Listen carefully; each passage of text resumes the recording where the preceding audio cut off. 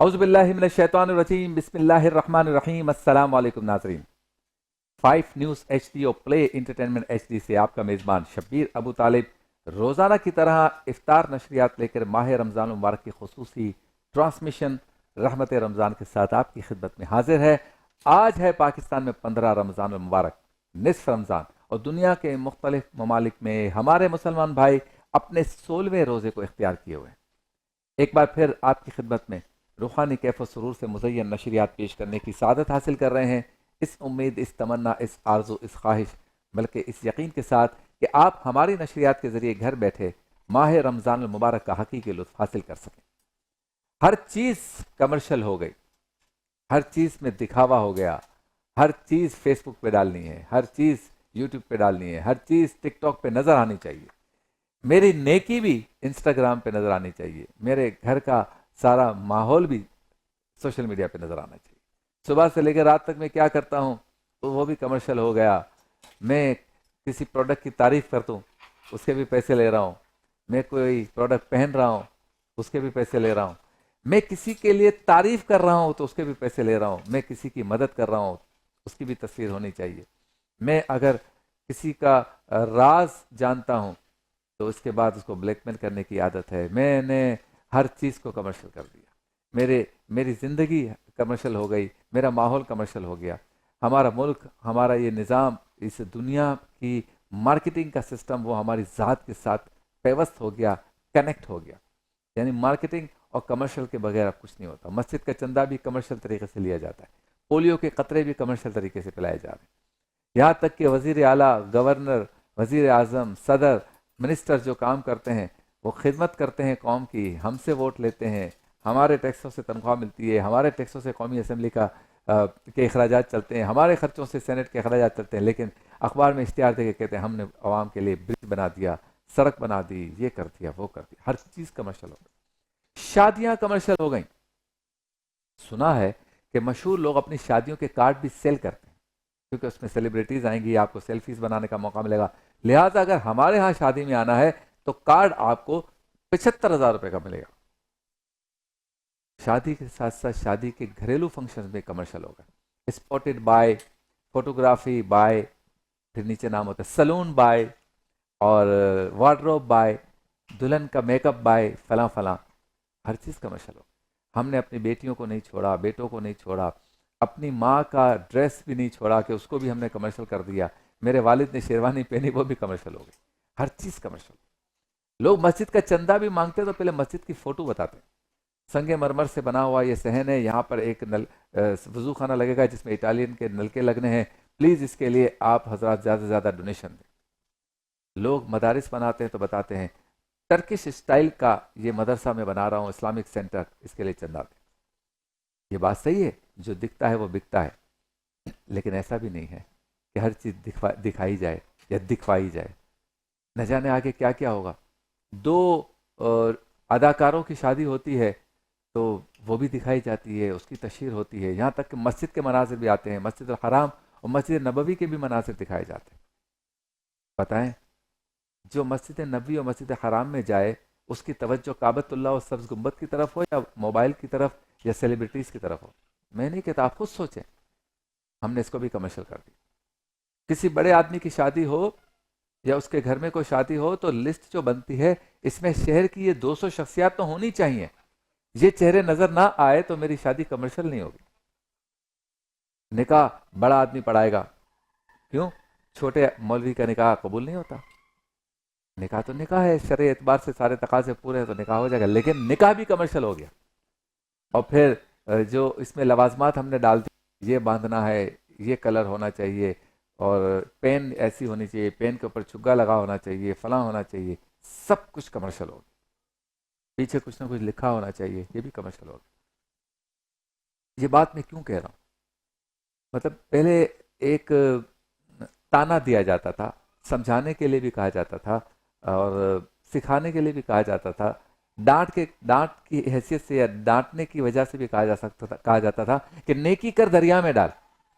अब कहते हैं नेकी कर और पहले फेसबुक पे डाल। आपने जो काम करना है आपने सोशल मीडिया पे डाल देना। लोगों ने फैमिलीज के साथ व्लॉग्स बनाना शुरू कर दिए। नहाते हुए अंदर से आवाज़ आती है, मेरे कपड़े लाना। लोग उसे देख रहे हैं, कहते देखो मैं ये छोटा मेरा प्यारा सा नवासा चड्डी भी सही नहीं पहन सकता, फिर उसको चड्डी पहना रहे हैं, वो भी देख रहे हैं लोग। ये भी व्लॉग हो रहा है और इस पे भी कमा रहे हैं। लोग बताते हैं आज मेरी बहन स्कूल जा रही है छुट्टियों के बाद, क्यों बेटा दिल नहीं चाह रहा ना, अब वो अपनी बहन को भी दिखा रहा है। इस तरह से बाहर तो हम समझ में आता है, या उन ममालिक में तो समझ में आता है जिनके कल्चर में ये चीज़ है। लेकिन ये पाकिस्तान में हो रहा है, मुस्लिम ममालिक में हो रहा है, अरब ममालिक में हो रहा है। कितने लोग हैं जो गज़ा के जुल्म पर जो वीडियोस आती हैं वो शेयर करते हैं। कितने लोग हैं जो कहते हैं मैं खर्च करके लबनान जाऊंगा। कितने व्लॉगर्स हैं जो कहते हैं मैं खर्च करके फ़लस्तीन जाऊंगा। कितने लोग हैं व्लॉगर्स हैं जो कहते हैं मैं खर्च करके अफ़गानिस्तान जाऊंगा। कितने लोग हैं जो कहते हैं मैं व्लॉग करके लीबिया जाऊंगा, शाम जाऊंगा, वहाँ गरीबों के साथ व्लॉग बनाऊंगा। कितने लोग हैं। कई ऐसे यूट्यूबर्स हैं जो बहुत अच्छा कमाते हैं। मैं कहता हूँ अल्लाह आपको और दे अगर आप हलाल तरीके से कमाते हैं तो। लेकिन आप अपनी गाड़ियों की तो नुमाइश कर रहे हैं, दें उनको भी जिनको ज़रूरत है, और उसको फिर आप यूट्यूब पे या सोशल मीडिया पे डालने की ज़रूरत नहीं है। हमारे ताजिर कितने कमर्शियल हो गए, पहले छुपते थे, खामोश रहते थे। अब तो सहर और अफ्तार की जो पार्टियां होती हैं, इसके लिए बाकायदा ड्रेसेस सिलवाए जाते हैं, टू पीस सूट सिलवाए जाते हैं, इम्पोर्टेड जीन्स और टी शर्ट सिलवाई मंगवाई जाती हैं, और ख़वातीन भी नए नए ड्रेसेस बना। क्यों? फलां के यहाँ इफ्तार पार्टी है, फलां के यहाँ सहूर डिनर है, और ये सहरी के डिनर इफ्तार के और तकमील कुरान के जो प्रोग्राम है वो भी कमर्शियल हो गए।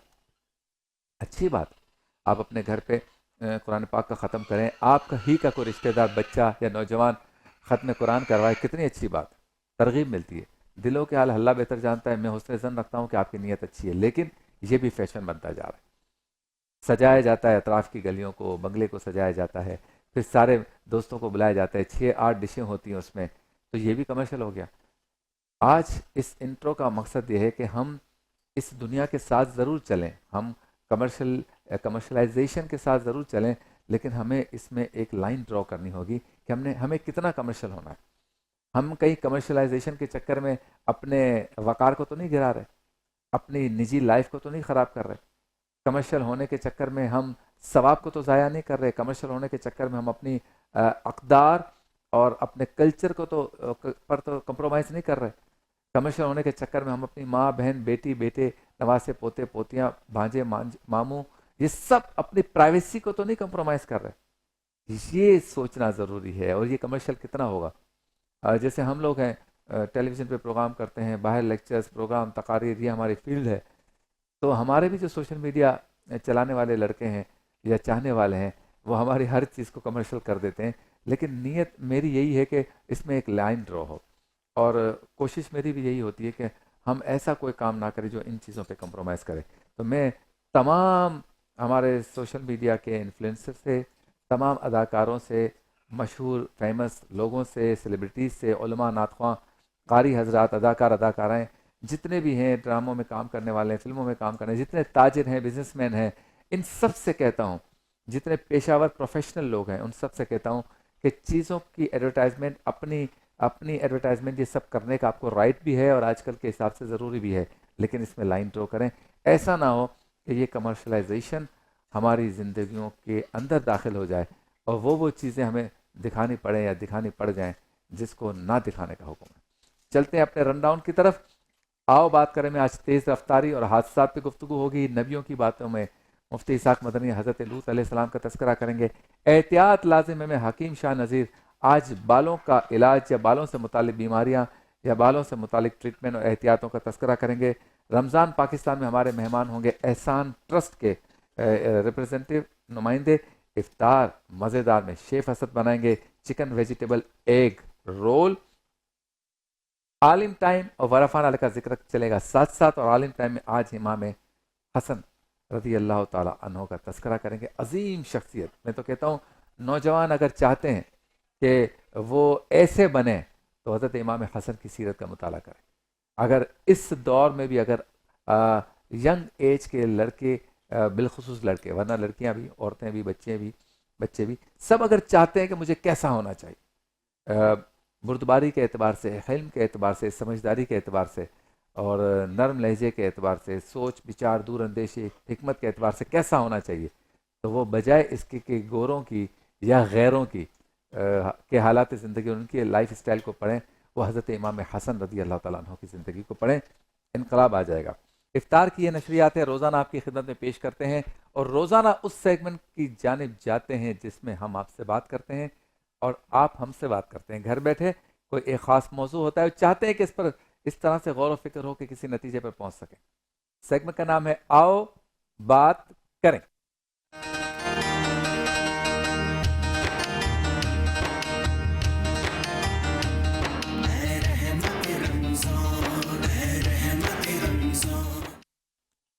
तेज रफ्तारी और हादसात, ये हमारा आज का मौजू है।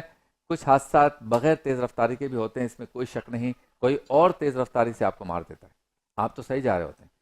और पाकिस्तान में ये बताया जाता है कि अगर गाड़ी चलानी है तो ये सोच के चलानी है, बाइक चलानी है तो ये सोच के चलानी है कि सारे आपको मारने के लिए आ रहे हैं, तो आप एहतियात करेंगे, तो आपको नींद नहीं आएगी, तो आप चाको चौबंद रहेंगे।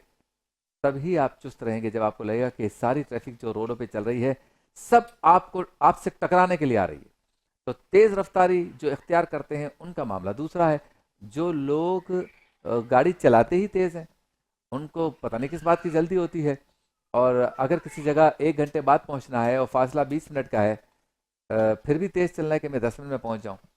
और कुछ ऐसे तेज रफ्तार हैं हमारे यहाँ मोटरसाइकिल वाले भाई, जो हम रात को अमूमन देखते हैं कि ब्रिजेस पर खुद सोते सोते और लेट कर मोटरसाइकिल चला रहे हैं, और वो भी तेज। यानी अगर गाड़ी 80 की स्पीड से लेके मैं जा रहा हूँ तो मेरे बराबर से मोटरसाइकिलें जो है वो तूफान की रफ्तार से, बर्क रफ्तारी से, जिसको हम कहते हैं बर्क रफ्तारी से गुजरती हैं। 4-5 मोटरसाइकिलें, जिसमें कोई खड़े होकर चला रहा होता है, कोई लेट के चला रहा होता है, कोई यूं चला रहा होता है, कोई 1 हैंडल, कोई 2 हैंडल, कोई 1 व्हीलिंग। तो उनकी अपनी स्पीड क्या होगी जब 80 से मैं जा रहा हूँ, 80 किलोमीटर फी घंटा की रफ्तार से मैं जा रहा हूँ, और वो मुझसे भी आगे निकल गए हैं और मुझसे भी तेज जा रहे हैं, तो इसका मतलब वो 110-120 की स्पीड से जा रहे हैं मोटरसाइकिल। तो ऐसे बच्चे, ऐसे नौजवान, ऐसे लोग जो है, उनकी तेज रफ्तारी यकीनन हादसा का सबब बन सकती है। याद रखिए, अगर कोई ये कहता है कि भाई मैं बहुत टाइम से मोटरसाइकिल चला रहा हूँ, इतनी जल्दी एक्सीडेंट नहीं होगा, मैं बहुत टाइम से गाड़ी चला रहा हूँ, इतनी जल्दी एक्सीडेंट नहीं होगा, मैं बहुत टाइम से बस चला रहा हूँ, एक्सीडेंट नहीं होगा, माहिर हूँ, इस पूरे इलाके को जानता हूँ, तो फिर ये बताइए, जितने ट्रॉलर खाई से गिरते हैं, जितनी बसें पहाड़ों से गिर जाती हैं, जितने वेनों का एक्सीडेंट होता है रोजाना, पाकिस्तान में नहीं पूरी दुनिया में, उनके ड्राइवर को 40-40 साल का तजर्बा होता है। एक गलती 40 साल के बाद जो करते हैं, उससे बस खाई में गिर जाती है।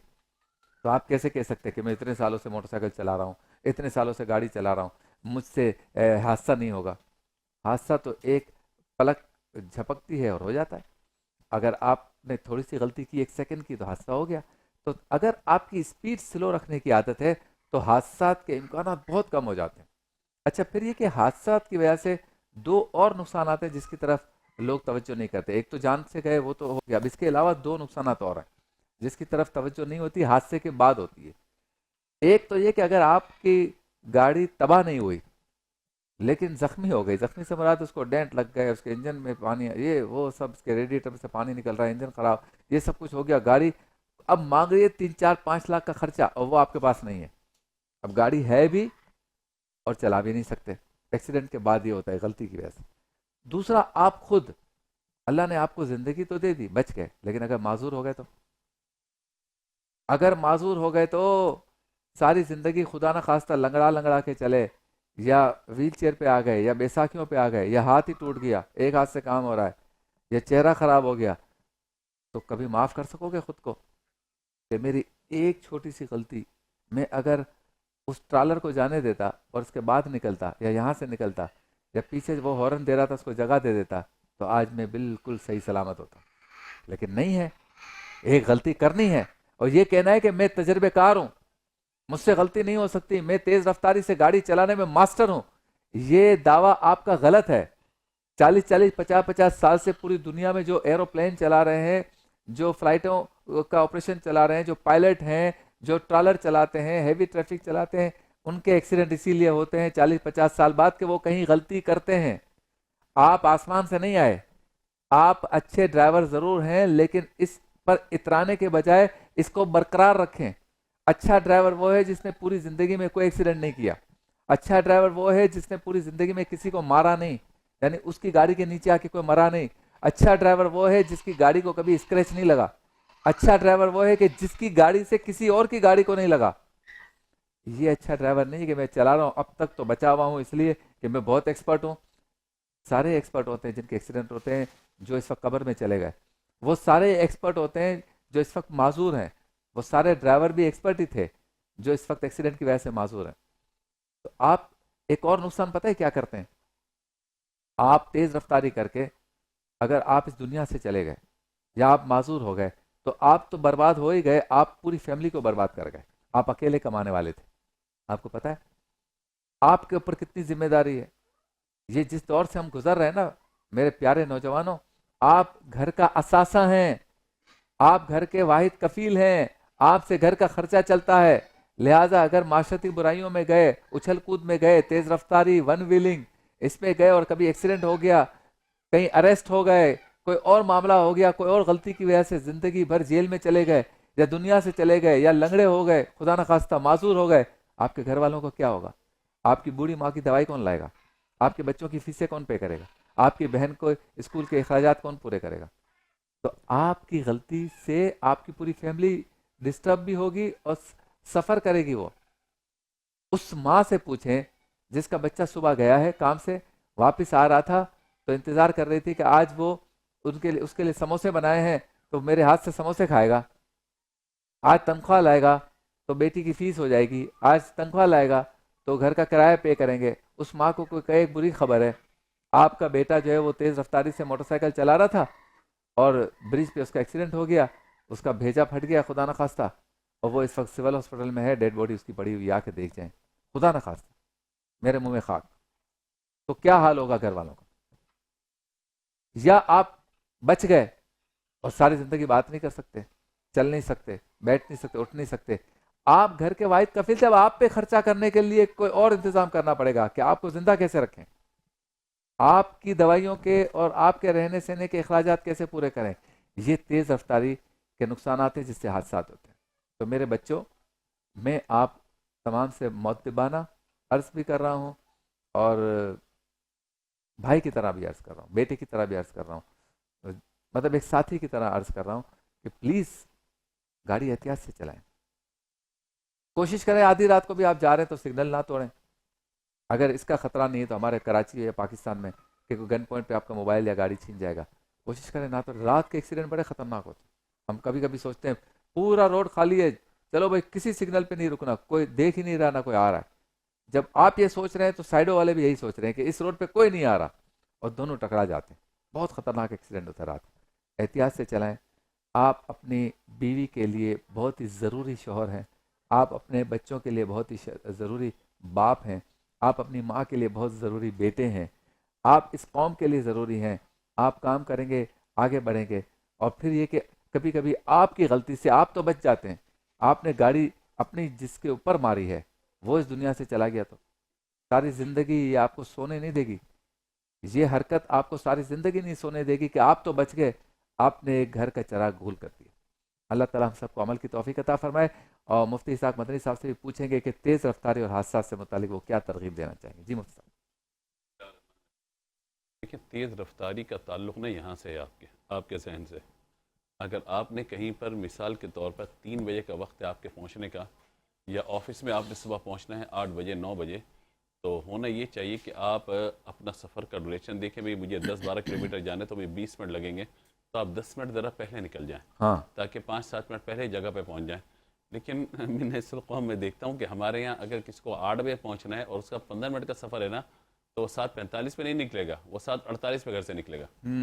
और फिर वो ज़बरदस्ती जो है वो मोटरसाइकिल वालों को तो खैर हर तरह की आज़ादी होती है, वो जो चाहे करें, वो हाँ फुटपाथ पे भी चढ़ा दें गाड़ी, कहीं भी करें और कुछ भी करके निकल जाएं वो। और अक्सर इसके अंदर ये हादसा जो होते हैं वो जल्दबाजी की वजह से और अपने वक्त पे, यानी देर से घर से निकलना और वक्त पे ना पहुंचने की वजह से जल्दबाजी इस तरीके की हो रही होती है। दूसरे ये कि हमारे यहाँ अभी तक इस चीज़ को शायद हम समझ ही नहीं पाए हैं कि सहरी का वक्त अगर 5:25 या 5:22 पर ख़त्म हो रहा है, तो हमें 5:21 पे पानी की बोतल उठा के क्यों पीना है पानी? हाँ, यानी पूरा 14 घंटे का रोजा गुजर जाएगा, आखिरी 1 मिनट क्यों नहीं गुजरेगा? वो गिलास बहुत अहम है कहते हैं वो जो। गिलास बड़ी अहमियत का हामिल है। आप 5 मिनट 4 मिनट पहले भी आप सहरी के वक्त को मुकम्मल कर सकते हैं। तो शायद हमारे मिजाज के अंदर ये बात आ गई है कि हमने हर चीज़ में जल्दबाजी ही करनी है। दूसरी बात है कि हादसात का एक बहुत बड़ा ताल्लुक रॉन्ग ट्रैफिक से भी होता है कि हमारे यहाँ देखें सिग्नल बने हुए हैं, सिग्नल पे अब रेड इशारा आपको नजर आ रहा है कि भाई हाँ। इस वक्त आपने नहीं जाना आगे। सही। उसके बाद येलो हो जाए तो थोड़ी तैयारी पकड़ लें और ग्रीन हो जाए तो फिर उसके बाद अलातूल चलते हुए चले जाएं। लेकिन हमारे यहाँ ये कि जब रेड है तब भी जो है मतलब लोग जिग जैग करके निकलने की कोशिश कर रहे होते हैं। इवन मैंने कितने समझदार लोगों को देखा है कि गाड़ी के अंदर हैं और ख़ास तौर पे आजकल जो बड़ी गाड़ियों का एक ट्रेंड आ गया, वो प्रोटोकॉल के साथ यानी गार्ड वार्ड पीछे बिठाए में उनके लिए कोई ट्रैफिक सिग्नल की पाबंदी नहीं है। हाँ, वो जो चाहे करते फिरें। और दूसरा ये है कि हर शहर के अंदर एक हैवी ट्रैफिक की टाइमिंग्स होती हैं। हमारे शहर कराची के अंदर हमारी गवर्नमेंट यकीनन इस पर काम कर रही होगी और उनके नोटिफिकेशंस भी आते हैं, सब चीज़ें होते हैं, मगर उसकी इम्प्लीमेंटेशन अभी तक नहीं हो पा रही। हाँ, तो मैं समझता हूँ कि 2-3 चीज़ों की एहतियात ज़रूरी है। नंबर एक ये कि जिसके पास ड्राइविंग लाइसेंस ना हो उसको ड्राइविंग की इजाज़त नहीं होनी चाहिए। सही। नंबर 2 ये कि अगर कोई सिग्नल तोड़ता है तो बाकायदा उसके खिलाफ कानूनी कार्रवाई होनी चाहिए, उसकी गाड़ी को बंद करना चाहिए, बंदे को बंद करना चाहिए। हाँ। तीसरा ये कि नौजवानों को खास तौर पर मैं ऐसा करूँगा कि मेरे बच्चों, जब आप मोटरसाइकिल चला रहे हैं, ज़ाहिर है कि आपकी इतनी सैलरी नहीं है, आप इतना अफोर्ड नहीं कर सकते गाड़ी लें, तो आप मोटरसाइकिल चलाएं तो बराह करम लाइसेंस भी बनवाएं, गाड़ी के कागजात भी रखें, उसके साथ बराह करम हेलमेट का इस्तेमाल भी करें। बहुत खूब। कि खुदा न खासा अगर कोई हादसे की सूरत बनती है, कोई मामला होता है, तो आपका कम अज़ कम ये जो है वो सर जो है वो महफूज रहे और आप आफियत में रहें। एक और गुजारिश मोटरसाइकिल वाले प्यारे प्यारे भाइयों से, तो मैं गुजारिश करूंगा भाई आप अपनी लाइन में चलें। हाँ। ये फास्ट टैग आपका है ही नहीं। है ही नहीं। फास्ट टैग में जब आप आ जाते हैं तो जिसकी वजह से फिर बड़ी गाड़ियों को भी परेशानी होती है और आपको भी परेशानी होती है। और कहेंगे ट्रैफिक जाम हो जाए, थोड़ा सब्र भी कर लिया करें। हाँ, और आजकल तो फुटपाथ के ऊपर जाना ये भी मुनासिब अच्छा नहीं मुफ्ती है। साहब, मैंने तो आजकल वो नज़ारे भी देखे कि रक्शे जैसे मोटरसाइकिल वाले वन व्हीलिंग करते हैं ना, रक्शे वाले भी आप यूं करके कोई एक व्हील पे टर्निंग करने के और करतब दिखा रहे होते हैं।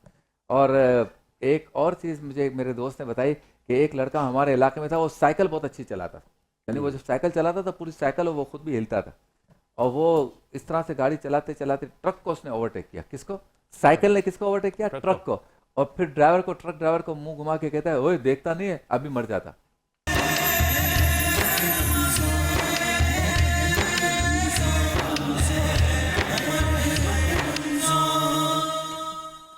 खुश आमदीद, एक बार फिर आपकी खिदमत में हाजिर हैं और आप देख रहे हैं रहमत रमज़ान की रूह परवर नशरियात।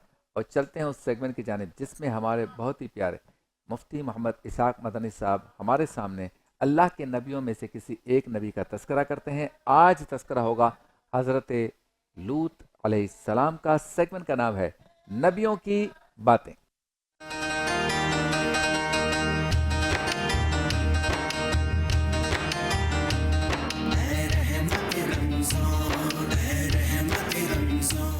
जी मुफ्ती साहब, हज़रत लूत अलैहिस्सलाम।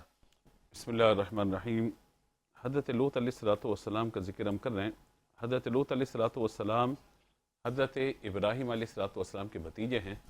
और जब हज़रत इब्राहीम अलैहिस्सलाम को नारे नमरूद में डाला गया था तो और बाहर आप तशरीफ़ लाए थे, तो सबसे पहले तस्दीक करने वाले भी हज़रत लूत अलैहिस्सलाम ही थे। अच्छा, चूँकि हज़रत इब्राहीम अलैहिस्सलाम के यहाँ उस वक्त तक ना हज़रत इस्माइल पैदा हुए थे, ना हज़रत इसहाक़ पैदा हुए थे अलैहिस्सलाम, तो इस वजह से आपको अपने इस भतीजे से क़ल्बी मोहब्बत भी थी। अच्छा। और उसके बाद जब हज़रत इब्राहीम अलैहिस्सलाम ने यहाँ से हिजरत की है और आप फ़लस्तीन की तरफ गए हैं, तो आप शहर उर्दुन की तरफ फिर रवाना हो गए, तशरीफ़ ले गए। अच्छा। अल्लाह तबारक व तआला ने हज़रत इब्राहीम अलैहिस्सलाम की दुआ से आपको नबूवत भी अता फरमाई। और शहर सुदूम एक इलाका था, उसके अतराफ़ में बड़ी बेहतरीन हरियाली थी। अच्छा। और जिसको हम ये कहते हैं कि ऐसे खुशनुमा बागात, ऐसी खुशनुमा जगहें या जजीरे या समुंदर या साहिल के जहाँ पे लोग घूमने फिरने के लिए, सयाहत के लिए जाते हैं। सही। तो वहाँ पे लोग बहुत ज़्यादा जाते थे उस जगह को देखने के लिए। अच्छा। जस्ट लाइक जैसे आजकल हमारे लोग सवात जाते हैं, मरी जाते हैं वगैरह, जो पाकिस्तान के इलाके हैं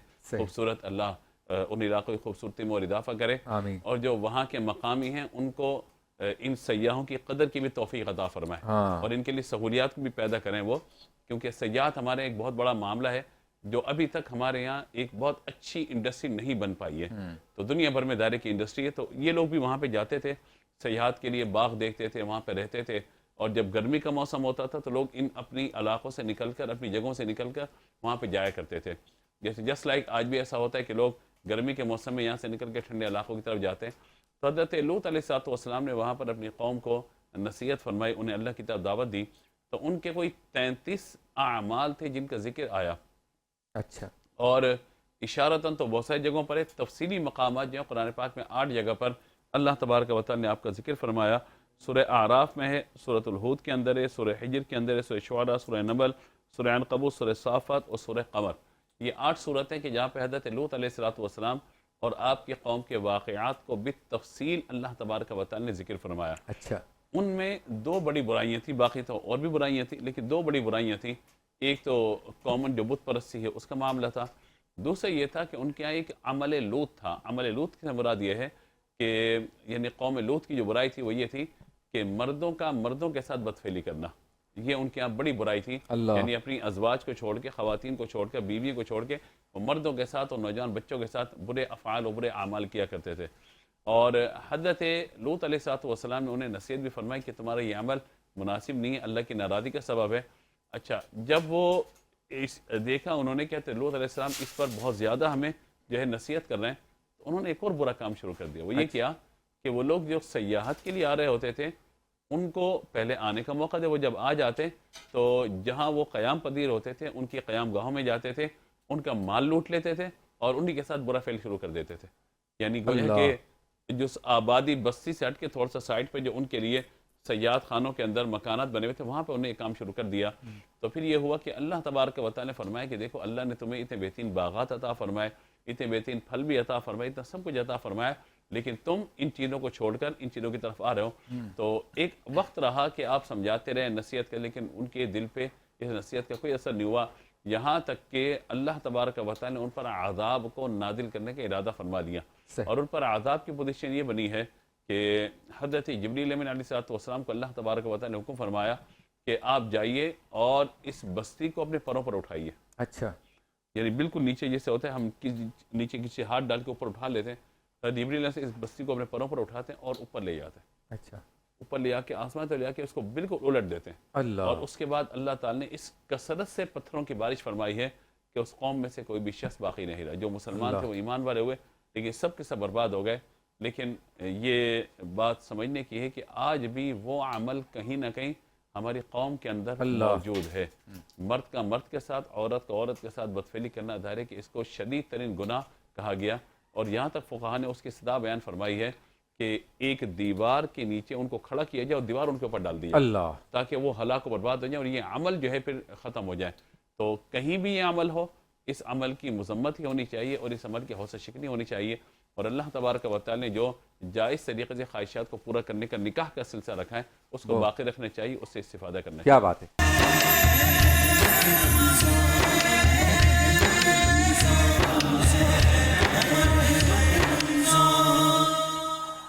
वेलकम बैक, एक बार फिर आपकी खिदमत में हाजिर हैं और आप देख रहे हैं इतवार के दिन घर बैठकर सारे के सारे छुट्टी भी मना रहे हैं, रोज़ा भी है और साथ साथ जो है वो ट्रांसमिशन भी देख रहे हैं।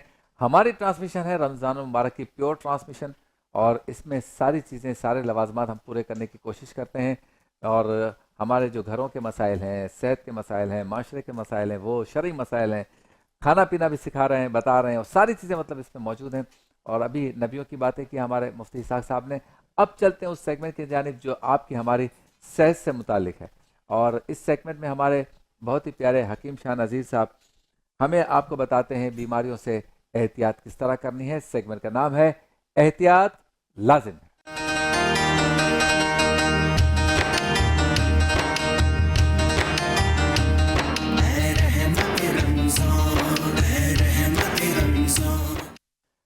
अस्सलाम वालेकुम हकीम शाह नज़ीर साहब, कैसे हैं आप? ठीक है। वालेकुम अस्सलाम जी, अल्लाह का शुक्र।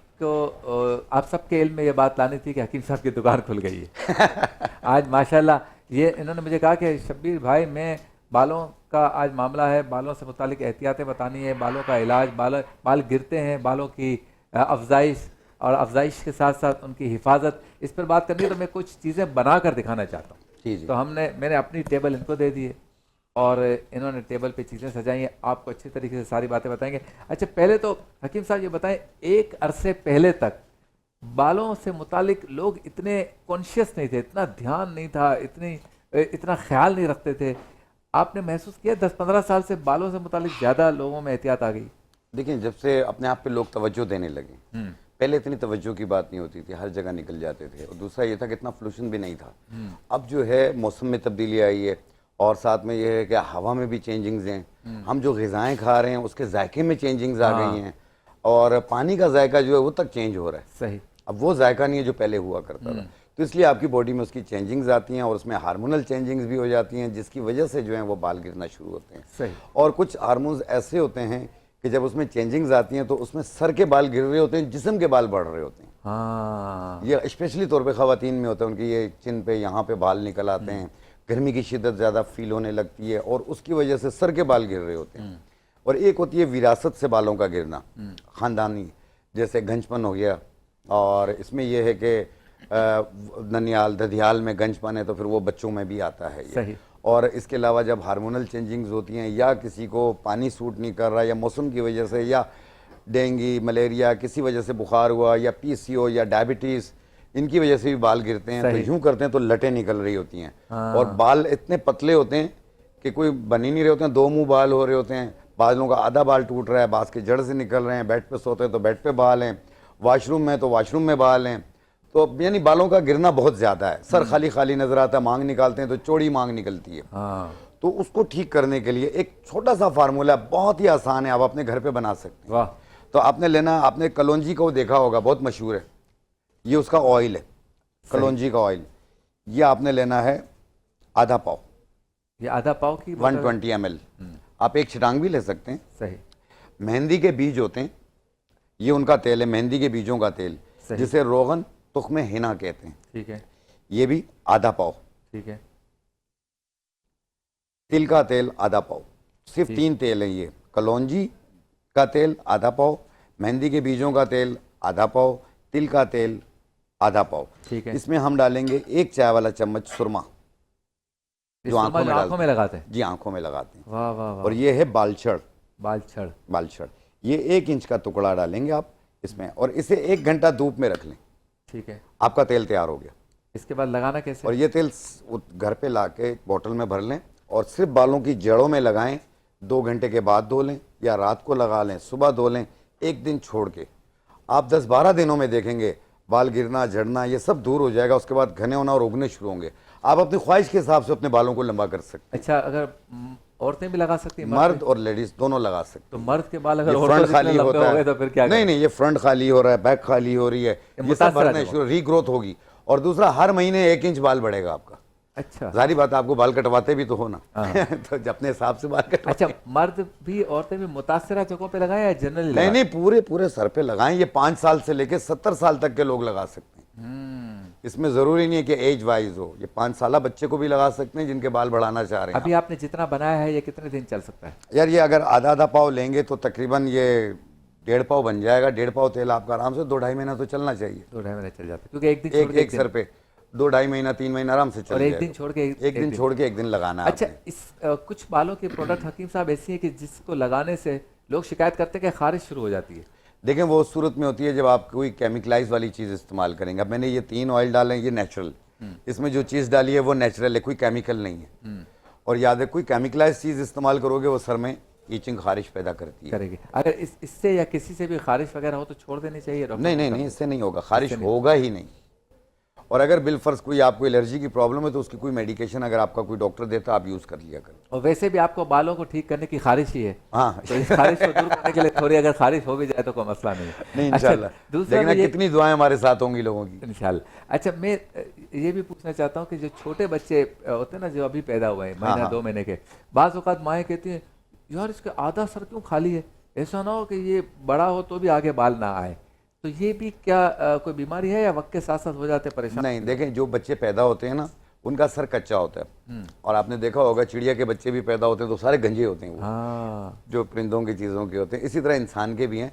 तो इसमें यह है कि कम से कम 4 साल 3 साल तक आप बच्चे के सर पे ज़्यादा ऑयलिंग वगैरह का कोशिश भी ना करें, क्योंकि कच्चा सर होता है वो, आप उसको रहने, ये खुद घने होंगे और जब 4 साल के बाद इतने घने हो जाएंगे आप सोच भी नहीं सकते बाल अच्छे हो जाएंगे उससे, खुद ब खुद हो जाएंगे। छोटे बच्चों को आप ऑयलिंग ना करें, छोटे बच्चों को ज़्यादा आप टैल्कम पाउडर वगैरह ना यूज़ कराएं क्योंकि उनको सांस होने के चांसेस बढ़ जाते हैं। अच्छा, शैम्पू से मुतालिक बताएं। सबसे पहले तो ये बताएं, एक अरसे तक, आज से 30 साल पहले तक तो हर बंदा साबुन से ही नहाता था। हाँ। यानी बालों में भी साबुन ही इस्तेमाल करते थे। इसके बाद जो है ना वो थोड़ी सी तब्दीली आई और फैशन और सारी चीज़ें करके अब बगैर शैम्पू के तो नहाते ही नहीं है, क्योंकि साबुन से नहाते तो ऐसा लगता है कि बाल बहुत ज़्यादा चिपके चिपके से हो गए हैं, सख्त हो गए हैं। शैम्पू क्या है ये, इसके बगैर क्या बाल नहीं धुल क्यों नहीं सकते, या धुलते? कोई इसका नेमल बदल है? बिल्कुल, इसका एक शैम्पू पाउडर बल्कि मैं बनाना सिखाऊंगा अभी अगले एपिसोड पे, मैं लेकर आऊँगा, बना के दिखा दूंगा। आप अपने घर पे बनाइएगा, नेचुरल चीज़ बगैर केमिकल की। वैसे आप लोग आंवला, रीठा, सिकाकाई आप देखते हैं कि अक्सर बच्चियाँ या ख़वातीन या जो भी सब अपने बाल उससे धोते हैं, लेकिन उसका बनाने का रेशियो होना चाहिए, तरकीब होनी चाहिए, तब आपको एक अच्छा रिजल्ट मिलेगा, वरना उससे झाग भी नहीं बनती फिर। हाँ, तो आपने इसका बनाने का जो तरीका है उसकी मिकदार को आप नोट कर लीजिए। आपने आंवला लेना है 25 ग्राम, सिकाकाई 25 ग्राम, मेथी दाना 25 ग्राम, रीठा 150 ग्राम। हाँ, असल तो रीठा ही है, रीठा झाग बनाता है, झाग बना। इनको मिला के पाउडर बना लें, फिर जितना लगाना हो उतना अपने पानी में घोल के सर पे लेप कर लें 10 मिनट के लिए। 10 मिनट के बाद पानी से सर धोएं, झाग भी बनेगी, सर साफ भी होगा और ये एक नेचुरल होगा, बालों को मजबूत भी करेगा। अच्छा, ये बालों के नीचे जो सर होता है ये कैसे साफ हो लोगों का? दिमाग तो साफ ही नहीं हो रहा है। नहीं, वो खुश्की वगैरह दूर होगी ना तो दिमाग भी साफ हो अब जाएगा। भूसा साफ तो हम नहीं कर सकते ना। अच्छा, दूसरा ये बताएं कि जैसे बाजार के शैम्पू लोग इस्तेमाल करते हैं, तो बाज़ डॉक्टर ये कहते हैं कि अगर एक शैम्पू इस्तेमाल कर रहे हैं तो फिर वही क्या करें, बदले ना, यानी कि कभी किस ब्रांड का, कभी किस ब्रांड का। इसके बारे में आप क्या कहते हैं? देखें, उसकी वजह ये है कि जो हम भी इस पे मशवरा देते हैं कि अगर एक चीज़ आप यूज़ कर रहे हैं तो उसको कंटिन्यू रखें कुछ अर्सा, अगर आपको रिजल्ट नहीं दे रहा तो फिर आप उसे चेंज करें। लेकिन अगर आप उसमें बार बार तब्दीली करेंगे तो सर पे केमिकल बार बार तब्दील होगा, इससे भी आपके बाल खराब। हाँ, जैसे वॉशरूम में 4 किस्म के आपने शैम्पू रख दिए, जो दिल चाहा उस पे ऐसा लगा ना लिया, किया करें, एक शैम्पू रखें उसी से सर धोएं। अच्छा, साबुन रखें तो उसी को यूज़ किया करें। साबुन का बताएं, क्या साबुन बालों के लिए नुकसानदेह है? नहीं, कोई नुकसानदेह नहीं होता। ठीक है, हमारी जो जहनी डिप्रेशन, टेंशन, ये चीज़ें, और दूसरा खारा पानी, हाँ, खारा पानी आपको नुकसान देता है। साबुन से तो झाग बनती है, सफाई निस्फ़ ईमान। अगर खारा पानी आ ही रहा है तो क्या करें? लेकिन नहीं, खारा पानी भी आप क्यों नहीं आ रहा, हर जगह पे साफ पानी मिल रहा है। कहाँ मिल रहा है सर? बिल आ रहे हैं, पानी तो नहीं आ रहा। हमारे कयूमाबाद में आ रहा है। अच्छा, वैसे अगर खारा पानी आ रहा तो क्या करे बंदा मजबूरी में? देखें, कई खारा बात पानी तो आ नहीं रहा आ सकता ना, नहीं, कपड़े हाथ में लेकर। नहीं, एक चीज़, आप जैसे आपके यहाँ घर पे पानी का कैन आता है, आप उससे सर धोएं, बॉडी भले खारे पानी से धोएं, अच्छा, वो भी एक बेहतर फार्मूला है।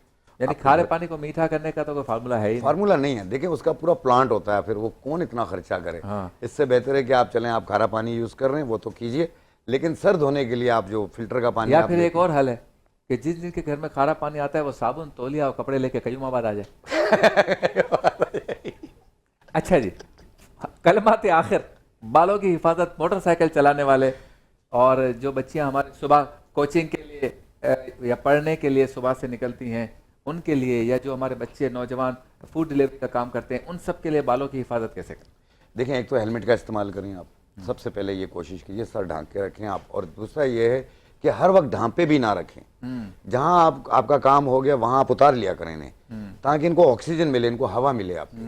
मैंने अक्सर लोगों को देखा है कि वो 24 घंटे तेल लगा के रखते हैं, जो कि गलत है। ये बालों को ऑक्सीजन नहीं मिलती, उससे भी बाल खराब होते हैं। स्मेल भी हो आपने जाती है। 2 घंटे के बाद धो लेने, या रात को लगा लें, सुबह धो लें, बालों को ऑक्सीजन मिलनी चाहिए। और स्मेल भी होती है। स्मेल भी होती अच्छा, है। बालों की खुशबू भी हाकिम साहब अच्छी लगती है, अगर आपसे कोई गले मिले, आपके बालों में खुशबू लगाने के लिए क्या करें? देखें, वैसे तो आंवले की अपनी एक स्मेल होती है, ठीक है। और दूसरा बालों की चमक के लिए जो है ना मेथी दाने का इस्तेमाल किया जाता है, जो बालों में शाइन कैसे पैदा करें? करती है। जिस तरह मैंने अभी आंवला, रीठा, सिकाकाई और मेथी दाना बताया, तो इसमें बाल गिरना भी, देखो आंवला, रीठा जो है, सिकाकाई जो है ना, वो बालों को गिरने से रोकता है। सही। आंवला बाल बढ़ाता है, सही। और रीठा का जो है झाग बनाता सही। है, और मेथी दाना बालों में चमक पैदा करता है। इस तरीके से हर एक चीज़ का अपना अपना एक रेशियो है, तो बालों में चमक भी आएगी, और दूसरा सफाई जितनी बेहतर होगी उतनी अच्छी खुशबू आएगी। बहुत शुक्रिया आपका।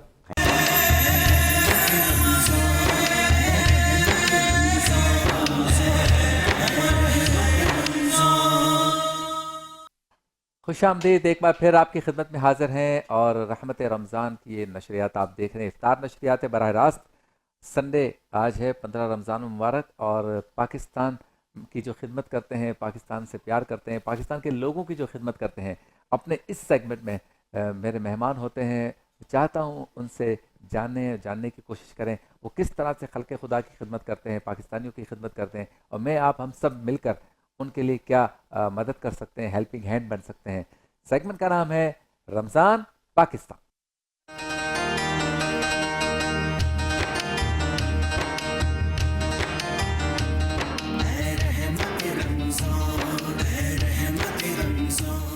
मौजूद है हमारे साथ एहसान ट्रस्ट के नुमाइंदे, उनके रिप्रेजेंटेटिव, उनके अहदेदार जनाब फयाज़ुर रहमान साहब। अस्सलाम वालेकुम। वालेकुम अस्सलाम। बहुत शुक्रिया आप तशरीफ़ लाए और रमज़ान की आपको बहुत बहुत मुबारक हो जी। और मेरे लिए सादत है, मेरे चैनल के लिए सादत है कि हम इन लम्हात में, इन बाबकर लम्हात में आप जैसी हस्तियों को बुलाते हैं, जो दुआएं लेते हैं आप लोग, जो खल्क़े खुदा की खिदमत करते हैं, उसमें हमारा हिस्सा हो जाता है। अच्छा, पहले तो बताएं एहसान ट्रस्ट जो है, इसके आगाज़ को या उसके स्टार्ट को कितना टाइम हो गया? ये जी अल्हम्दुलिल्लाह हमने 2009 में इसका सॉफ्ट लॉन्च किया था और 2010 से फुल फ्लेज अल्हम्दुलिल्लाह हम काम कर रहे हैं और अल्हम्दुलिल्लाह ये सिलसिला जारी है। कितने लोग थे स्टार्ट करने वाले और कौन लोग थे?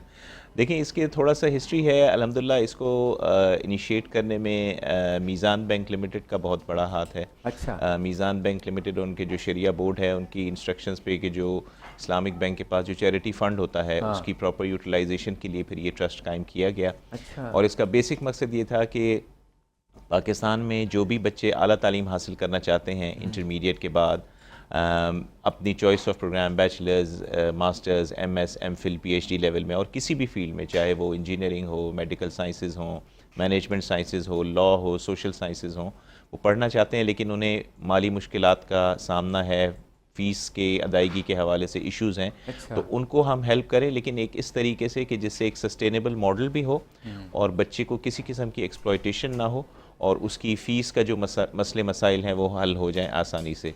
तो उस हवाले से हम इंटरेस्ट फ्री लोन, जिसे क़र्ज़ हसना कहते हैं, वो अल्हम्दुलिल्लाह हम प्रोवाइड करते हैं। पाकिस्तान की 185 से ज़्यादा यूनिवर्सिटीज़ और professional bodies like CA, chartered accountancy, ACCA वगैरह को, इनके स्टूडेंट्स को हम ये फैसिलिटी दे रहे हैं और अल्हम्दुलिल्लाह 2009 से अब तक 4,500 से ज़ायद बच्चों को हम ये फैसिलिटी दे चुके हैं, तकरीबन 1.2 बिलियन रुपीस। अच्छा, माशाल्लाह। तो कोई लिमिट है फयाज साहब के एक बच्चे को इतना ही फंड या लोन मिल सकता है? इसमें हमारी उमूमन जो तरीक़ाकार वो ये होता है कि हम 100% किसी बच्चे को नहीं देते। अगर किसी बच्चे की फ़ीस 100 है फॉर एग्ज़ाम्पल, तो हम उसे 70%, 80% तक अब देते हैं। कई केसेस में ये 50% होता है, बाकी वो खुद करें। बाकी उसमें ये भी होता है कि कुछ ना कुछ यूनिवर्सिटी भी कंट्रीब्यूट कर रही होती है और इतना ज़रूर होता है कि हम बच्चे को ये ज़रूर कहते हैं कि कम अज़ कम 5%, 10% भी ज़रूर आप अपना इनपुट ज़रूर डालें। जब तक अपना इनपुट नहीं होता, वो जो सीरियसनेस लेवल है और वो जो एक जिसे कहना चाहिए कि जिम्मेदारी है, वो आती नहीं है। ये हमारा बहुत तजुर्बा रहा है। कौन सी फैमिलीज आती होंगी, सफ़ेद पोश आती होंगी जो बेहतर होती हैं, ज़कात वगैरह नहीं लेती, या बहुत पुअर फैमिलीज आती? देखिए, अल्हम्दुलिल्लाह हमारा सबसे बड़ा जो प्लस पॉइंट है वो ये कि हमने किसी किस्म का कोई क़ैद नहीं रखी हुई इनकम लेवल के ऊपर, या अगर आपकी ज़्यादा भी इनकम है लेकिन पता चला बच्चे 3-4 मुख्तलिफ यूनिवर्सिटीज़ में है, कोई लम्स में है, कोई IBA में है, तो अच्छे लोग अफोर्ड नहीं कर सकते। तो अल्हम्दुलिल्लाह middle class, lower middle class, even slightly upper class के भी बच्चे कई दफ़ा जब वो नहीं अफोर्ड कर सकते, कुछ इश्यूज़ आ रहे होते हैं, ज़ाहिर बात है जो लोअर क्लास है उसके लिए तो खुसूसी तौर पे और ख़ास तौर पे, और बहुत सारी अल्हम्दुलिल्लाह हमारी माशाल्लाह सक्सेस स्टोरीज़ हैं। मैं सारे जो साहिब हैसियत लोग हैं ना, उनको ये कहना चाहता हूँ कि अगर कोई सफ़ेद पोश आपसे पैसे मांगने के लिए आए, या कोई ऐसा बंदा जिसके बारे में आपको उम्मीद हो कि ये पैसे वापस कर देगा, ये पेशावर मांगने वाला नहीं, इसकी बच्ची की या बच्चे की फ़ीस आ गई है सर पे और इस वक्त नहीं हो, 3-4 दिन में इसने फ़ी पे नहीं की तो साल ज़ाया हो जाएगा, तो आप उनको ज़कात खोर समझ के ट्रीट ना करें। ऐसा हो सकता है जैसे फयाज साहब ने कहा, और इनके पास तो सारे केसेस या अक्सर केसेस ऐसे ही आते हैं कि अच्छे खासे घराने होते हैं और 2-3 बच्चों को पढ़ाना चाहते हैं और यकदम सबकी फीसिस एक साथ सर पे आ गई, तो वो बेचारा क्या करे। तो आप लोग जो है ना हर किसी को धत्कारते हैं। रब ताला ने जो आपको माल दिया है ना, ये माल रब ताला की अमानत है आपके पास, वो आपको लौटानी है किसी न किसी तरीके से। तो कोई ऐसा बंदा आता है ज़रूरतमंद, तो ये सादत की बात होनी चाहिए, जी और आप ये बिल्कुल। सादत हासिल कर रहे हैं माशाल्लाह। जी अल्हम्दुलिल्लाह। अच्छा, ये अल्हम्दुलिल्लाह। बताएं कि कराची, लाहौर, पेशावर, कोयटा, पूरे पाकिस्तान में आप ये काम कर रहे हैं? जी अल्हम्दुलिल्लाह, हमारी पाकिस्तान में जितनी यूनिवर्सिटीज़ हैं, चाहे वो खैबर पख्तूनख्वा में हो, चाहे यूनिवर्सिटी ऑफ आज़ाद जम्मू कश्मीर हो, चाहे लसबेला यूनिवर्सिटी बलूचिस्तान में हो, पूरे पाकिस्तान में 185 से ज़ायद यूनिवर्सिटीज़ के अच्छा, स्टूडेंट्स को तरीक़ेकार क्या अल्हम्दुलिल्लाह। होता है? मिसाल के तौर पे मैं कहूँ मेरे बच्चे की फ़ीस आ गई है डॉक्टर साहब 9 लाख रुपए, जी जी। और पता ही नहीं था, आज वाउचर आ गया, 3 दिन का टाइम दिया है या 10 दिन का टाइम दिया है, ठीक है। तो इतना टाइम में आप कर देते हैं? एक तो ये बताएं। दूसरा ये कि मेरे पास 2-3 लाख रुपए हैं, बाकी आप कर दें प्लीज़, तो प्रोसीजर क्या होता है? आप डायरेक्ट कॉलेज को देते हैं वाउचर पे करके, मैं अपने 2-3 लाख आपको दे दूं, आप उसमें ऐड करके, या आप पैसे मुझे देंगे, मैं जमा कराऊँ? जी, और सॉरी, और किस तरह से आप जेन्युइन केस है ये देखते हैं? इसका तरीक़ाकार ये होता है, हमारा एक एप्लीकेशन फॉर्म है, वो स्टूडेंट फिल करता है और हमारी यूनिवर्सिटीज़ के साथ MOU होते हैं। अगर इस तरह का कोई इमरजेंसी का केस होता है तो फ़ौरन हम यूनिवर्सिटी के साथ लाइज़ॉन करते हैं कि भाई इस बच्चे को हम कंसिडर कर रहे हैं, हाँ। और जितना टाइम है इंशाल्लाह उसी टाइम में, अगर नहीं भी हुआ, कुछ एक आध दिन ऊपर होगा, चूँकि केस अगर हमारे पास आ गया तो फिर यूनिवर्सिटी भी इस चीज़ को कंसिडर करती है कि फीस मिल भाई जाएगी। कि इंशाल्लाह एहसान ट्रस्ट के पास है, तो इन एहसान ट्रस्ट ज़रूर कुछ ना कुछ ज़रूर इसमें मदद करेगा। तरीक़ाकार ये होता है कि जो भी बच्चे के फंड्स अप्रूव होते हैं वो डायरेक्टली यूनिवर्सिटी अकाउंट में ट्रांसफ़र होते हैं, स्टूडेंट के हाथ में कुछ नहीं दिया जाता, उसके बिहाफ पे फ़ीस पे कर दी जाती है डायरेक्टली यूनिवर्सिटी में। जैसा कि आपने कहा कि 9 लाख रुपए फ़ीस है और आपके पास 2-3 लाख हैं, तो इंशाल्लाह आपकी नीड को मद्देनज़र रखते हुए हम ज़रूर अच्छा। 5 से 6 लाख रुपए ज़रूर आपको कर इंशाल्लाह देते हैं। प्रोवाइड। अच्छा, अब आप ये बताएं कि जैसे मैंने 6 लाख रुपए मांगे हैं, तो आप कितने टाइम के लिए ये देंगे? मेरी इनकम देखते हैं, जैसे कि लोन वगैरह के केसेस में बैंक्स देखती हैं, जी बिल्कुल। या कोई और तरीक़ाकार? इसका तरीक़ाकार ये होता है, हमारी जो रीपेमेंट है वो मंथली बेसिस पे होती है। एक हम रीपेमेंट हैबिट स्टूडेंट के अंदर इनकलकेट करते हैं कि हर वक्त उसके जहन में हो कि भाई ये लोन है और उसको पे ऑफ करना है। तो जिस मंथ में हम पे करते हैं उसके नेक्स्ट मंथ से हम रीपेमेंट स्टार्ट कर देते हैं, लेकिन रीपेमेंट म्यूचुअल एग्रीमेंट के साथ होती है, और जो भी अमाउंट स्टूडेंट आसानी से पे कर सके वो हम एग्री कर लेते हैं। ड्यूरिंग स्टडी टाइम वो स्टूडेंट मंथली पे करता रहता है। It could be as low as मतलब 2000, 3000, 4000, 5000, 10,000, जितना स्टूडेंट आसानी से पे कर सकता हो। 3-4-5 साल में भी आप मतलब दे देते हैं? जी, वो इस तरह जब उसके semester wise, yearly wise fees चलती रहती है, हम उस और स्टूडेंट भी पे करता रहता है। जब उसकी डिग्री कंप्लीट हो जाती है फिर हम उससे कहते हैं कि जी हमने आपको आपकी तालीम के दौरान एक्स अमाउंट जैसे हमने दिया, जिसमें से आप मंथली रीपेमेंट्स की सूरत में ऑलरेडी वाई अमाउंट जो है वो आप पे ऑफ कर चुके हैं। बाकी जो रिमेनिंग अमाउंट जो बचता है वो हम कहते हैं कि तकरीबन 5 साल के अरसे में आप मंथली जो माहाना अदायगी कर कर के आप पे कर दें, और है टोटल इंटरेस्ट फ्री, 1 पैसा भी हम ऊपर जो देते हैं उससे 1 पैसा ऊपर नहीं लेते।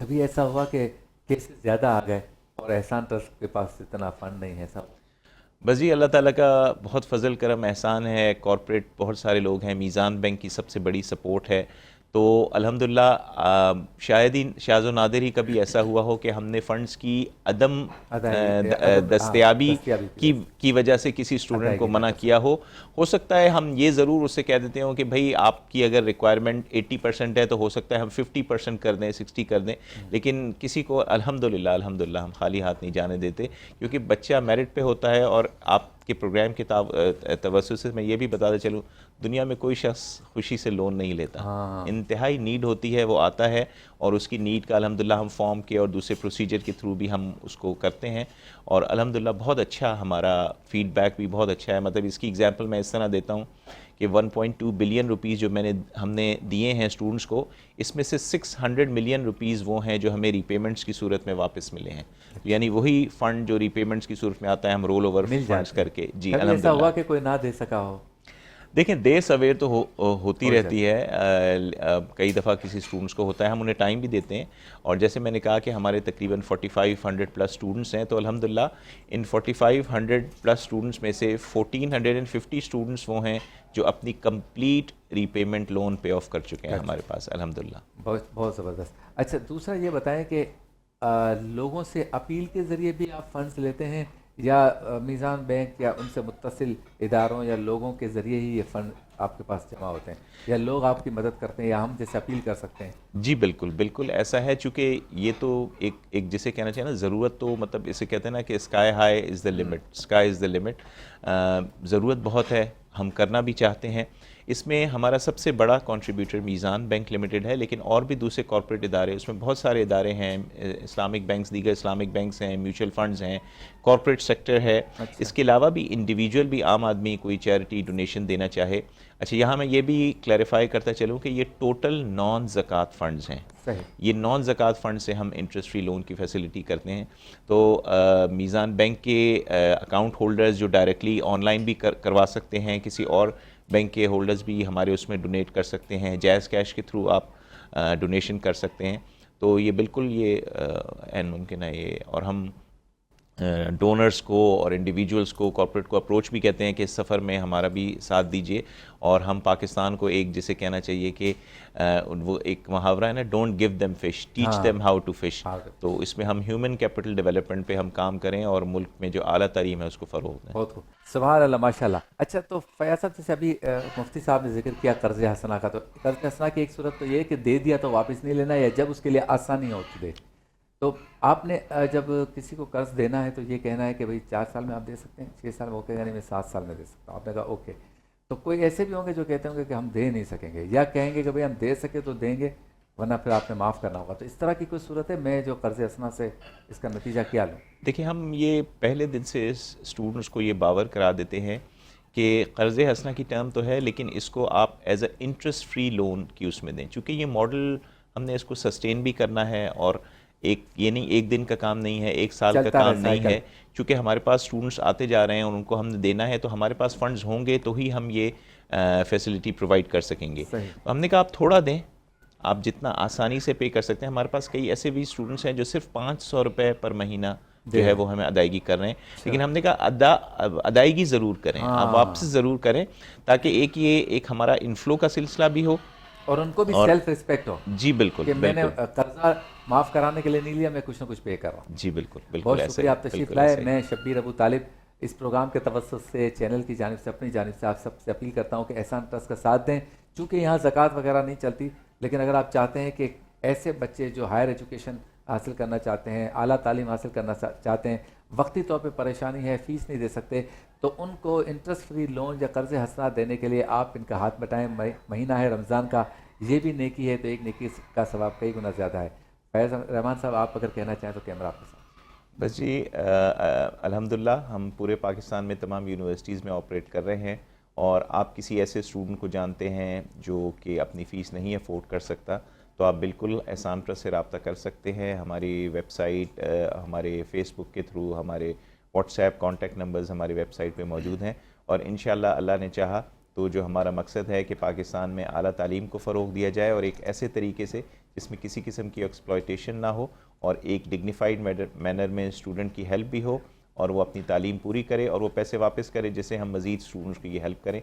इंशाअल्लाह हमारा इरादा है कि 2028 तक हम तकरीबन पाकिस्तान के 10,000 से ज़ायद बच्चों को ये फैसिलिटी दें। और इंशाअल्लाह आपने हमारा साथ दिया तो इंशाअल्लाह ये हम ख्वाब और ये हमारा मिशन ज़रूर पूरा करेंगे। अकाउंट नंबर सामने स्क्रीन पर है। बहुत शुक्रिया आपका एक बार फिर।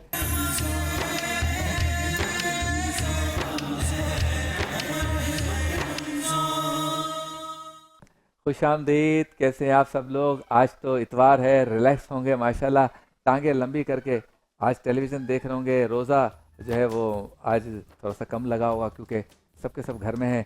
अच्छा, अस्सलाम वालेकुम। पहले तो कैसे आप? अल्हम्दुलिल्लाह, बिल्कुल ठीक। बड़ा रिलैक्स होते हैं इतवार के दिन, हम भी थोड़ा सा रिलैक्स होते हैं। रास्ते में रश नहीं होता, सुकून होता है, बस उसी वजह से पता चलता है कि आज इतवार है। अच्छा, असल में एक बात मैं हमेशा करता हूँ, आज आपके सामने खड़े होकर कर रहा हूँ।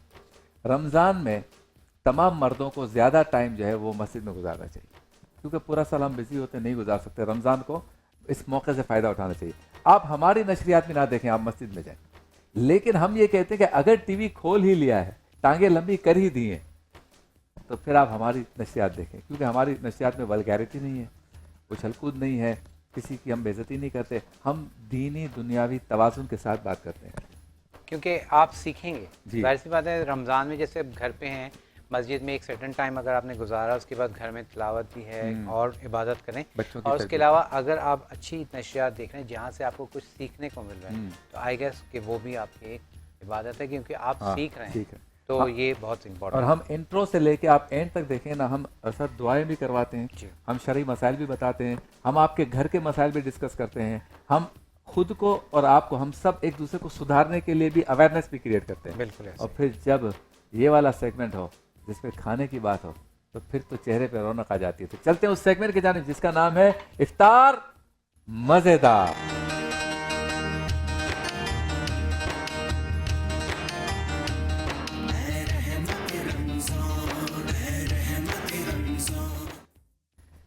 चिकन, वेजिटेबल, एग रोल, 4 चीजें हो गई। चिकन भी है, वेजिटेबल भी है, एग भी है और फिर ये रोल बन जाएगा। बिल्कुल ऐसा ही है।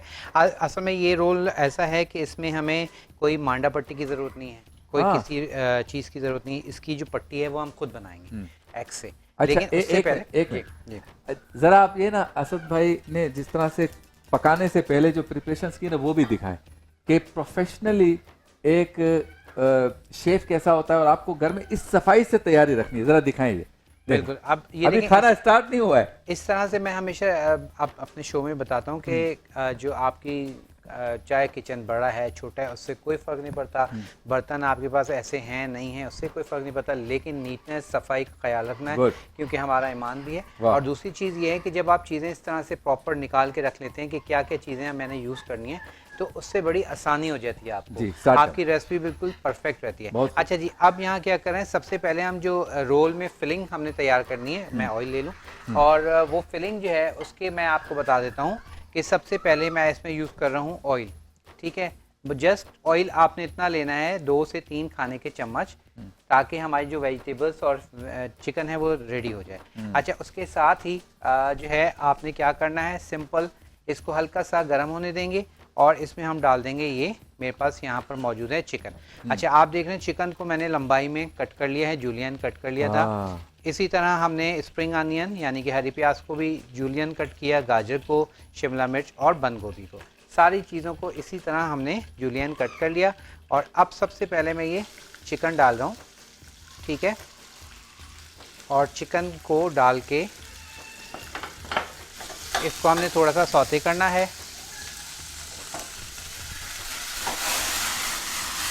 ओए होए होए होए होए, आज तक तो हम कहते थे ये धुआं सा कहाँ से उठता है, आप कहते हैं ये शोला सा कहाँ से उठता है।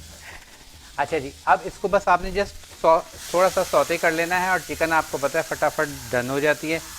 और उसके बाद हम इसमें सीजनिंग देंगे। ठीक है, चिकन को जस्ट आपने थोड़ा सा ऐसी आग घर में जल जाए तो क्या करें? वो बस उस पर पानी डाल दें। अच्छा, नहीं खतरा तो है, आप तो संभाल लेंगे और तो कैसे संभाल? नहीं, वैसे उसमें अगर मजाक से हट के ये बात है हाँ। कि अमूमन क्या होता है कि सरसों का तेल वगैरह जब हम कोई चीज़ उसमें पका रहे होते हैं कुछ तो ज़्यादा होता है तो आग लग जाती है। क्या करें? उसमें हम कभी भी आपने पानी नहीं डालना और हटा दे। हाँ। आपने उसको अगर हटा भी नहीं सकते तो आप कोई भी ढकना जो है उसको ऊपर ढक दें, अच्छा, बस ढकना ढक दें, वो आग खुद ब खुद ख़त्म हो जाएगी। फितने को दबा दे मतलब। हाँ, दबा दें। अच्छा जी, अब मैं क्या कर रहा हूँ, इसमें हम सारी वेजिटेबल्स डाल देंगे, जिसमें मैंने बंद गोभी डाल दी है, हरी प्याज डाल दी है, गाजर डाल दी और ये शिमला मिर्च डाल दी। ठीक है, और इसमें आप चाहें तो आप अपनी चॉइस से भी वेजिटेबल्स डाल सकते हैं। जैसे रेसिपी कार्ड में मैंने हरी प्याज और शिमला ये गाजर नहीं लिखी है, ठीक है, लेकिन मैंने इसमें डाल दी है। अब मैं इसमें डाल रहा हूँ ये चाट मसाला। वाह, चाट मसाले के साथ ही हम डालेंगे पिसी हुई लाल मिर्च। वाह, रेसिपी कार्ड आपके सामने आ रहा है। और उसके साथ हम डालेंगे हल्का सा सॉल्ट और हम यूज़ करेंगे SAC का चिकन पाउडर जो हमारे पास यहाँ मौजूद है। और इसके बाद हमने इसको बस मिक्सअप करना है। तो चलिए ये हम ऐड करते हैं इसमें सैक का चिकन पाउडर। SAC सैक, आपका शुक्रिया, आप रोज़ाना हमें ये प्रोडक्ट्स भेजते हैं माशाल्लाह। ग्लाइम गैस का भी शुक्रिया। चलें, ये हमने तकरीबन 1 खाने का चम्मच चिकन पाउडर डाल के और इसको अब हमने मिक्स करना है। इसको हम यहाँ रखते हैं फ़िलहाल। और साथ साथ क्लासिक का शुक्रिया, क्लासिक के साथ J.Dot का शुक्रिया और NX का शुक्रिया। बिल्कुल जी। और उसके बाद आपने इसमें सिरका और थोड़ा सा सोया सॉस डालना चाहें डाल लीजिए। ठीक है, और अगर खाली सिरका डालना चाहें तो खाली सिरका डाल लीजिए। चाइनीज टच से करीब करीब है, बिल्कुल ऐसे ही है ये। और इसकी फिलिंग जो है आप कह लें कि बस इसमें क्योंकि हमने लाल मिर्च और चाट मसाला डाला है तो वो सॉर्ट ऑफ आप कह लें कि हमारी पाकिस्तानी एक आप कह लें मिक्सअप हो जाएगा ये। सिर्फ हमने सिरका थोड़ा सा खटास के डाला, आप लेमन जूस डाल लें। ठीक है ना, तो वैसे इसी में नूडल्स डाल देते हैं तो कोई चीज़ बन जाती है, चाइनीज बिल्कुल में बिल्कुल, चावल डाल दे, राइस डाल बस दे। उसमें क्या है कि सॉसेस अलग हैं, जैसे जैसे सोया सॉस है, उसमें हमारे पास डार्क सोया सॉस अलग होती है, अच्छा, नॉर्मल सोया सॉस अलग होती है, इस तरह से बहुत सारी सॉसेस ऐड हो जाती है। कितनी देर पकाएंगे अच्छा, इसको? बस ये रेडी है हमारे पास, इसको आपने पकाना नहीं है क्या, क्योंकि हमारी वेजिटेबल्स जो हैं उसको सॉफ्ट नहीं करना। सही। ठीक है, ये तो हो गया हमारा पहला स्टेप, ठीक। इसको हमने कर दिया ऑफ। बाकी ब्रेक के बाद कर लें। चलो ठीक है। ठीक है, एक मुख्तसर सा वक्फा, वक्फे के बाद इसी डिश को यानी चिकन वेजिटेबल एग रोल को कंटिन्यू करेंगे। यहाँ तक आपने देख लिया, हमारे फेसबुक पेज पर और यूट्यूब चैनल पर रोज़ाना आपको इफ्तार के बाद या तरावी के बाद ये रेसिपी दोबारा रिपीट में आप देख सकते हैं। चार्ट साथ साथ चल रहा है, वरना शेफ असद साहब के जितने पेजेस वगैरह हैं सब पे ये चीज़ें आपको मिलती रहेंगी। चिकन वेजिटेबल एग रोल बना रहे हैं हमारे शेफ असद। क्या किया था वक्फे से बिल्कुल पहले? जी, हमने यहाँ पर अपनी वेजिटेबल्स जो इसमें हमने फिलिंग करनी है वो हमने रेडी कर ली थी। इसमें हमने सबसे पहले चिकन जो है उसको हमने क्यूब में कट कर लिया था, सारी वेजिटेबल्स को हमने कट कर लिया। उसके साथ ही हमने पैन में चिकन डाली, उसको थोड़ा सा सौते किया, सौते करने के बाद हमने उसमें स्पाइसेस डाल दिए। ठीक है, वेजिटेबल डाल दी, फिर सारे स्पाइसेस डाल दी जिसमें नमक, लाल मिर्च और चाट मसाला, ये 3 स्पाइसेस डाले, और उसके साथ हमने इसमें सिरका डाल दिया। उसके बाद हमने इसको सौते करके ये हमारे पास फिलिंग हो गई तैयार, और इसको हमने ठंडा होने के लिए छोड़ दिया था। ये हमारे पास हो गया ठंडा। Soya sauce? जी, सोया सॉस ऑप्शन आपके पास है, अगर डालना चाहें तो डालें, नहीं तो छोड़ दें। और ठीक है, उसका सिरके का भी आपने बताया कि नींबू का पानी भी डाल सकते बिल्कुल, सिरके की जगह आप लेमन जूस भी डाल सकते हैं। हैं। ये हो गया एक साइड। अच्छा, चलें। अब दूसरी चीज़ मैंने क्लासिक का ले लिया है फ्राई पैन। ठीक है, क्लासिक के फ्राई पैन के नीचे मैंने बहुत स्लो जो है हीट ऑन कर दी है। ठीक है, अब हम तैयार कर रहे हैं इसकी, जो हमने रैप्स बनाने यानी कि रोटी पकानी है, जो मांडा पट्टी जिसको आप कह लें। अच्छा, इसके लिए हम ले रहे हैं तकरीबन, मैं ले रहा हूँ 2 अदद अंडे। ठीक है, और उसके बाद जो है इसमें हम डालेंगे मैदा, और उसके साथ ही मुझे वो मल्टी कलर वाला, हाँ जी। जी जी दे दें। अंडा और चिकन ना हो तो कैसे काम होगा? अच्छा, 2 अदद अंडों को आपने अच्छे से फेंटना है।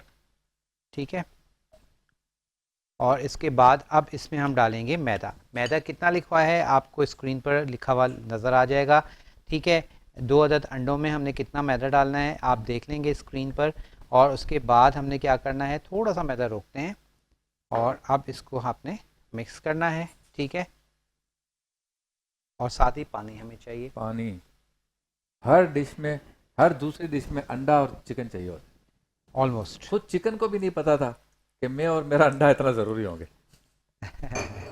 अच्छा, क्या करें भाई? अब इसको हमने पानी डालना है। अच्छा, पानी आपने तकरीबन 1/4 कप के करीब आपने पानी डालना है। ठीक है, 1/4 कप के करीब पानी डाल के आपने इसको अच्छे से इतना फेंटना है, नरम होना बीटना है चाहिए कि इसमें लम्स बिल्कुल भी ना रहें।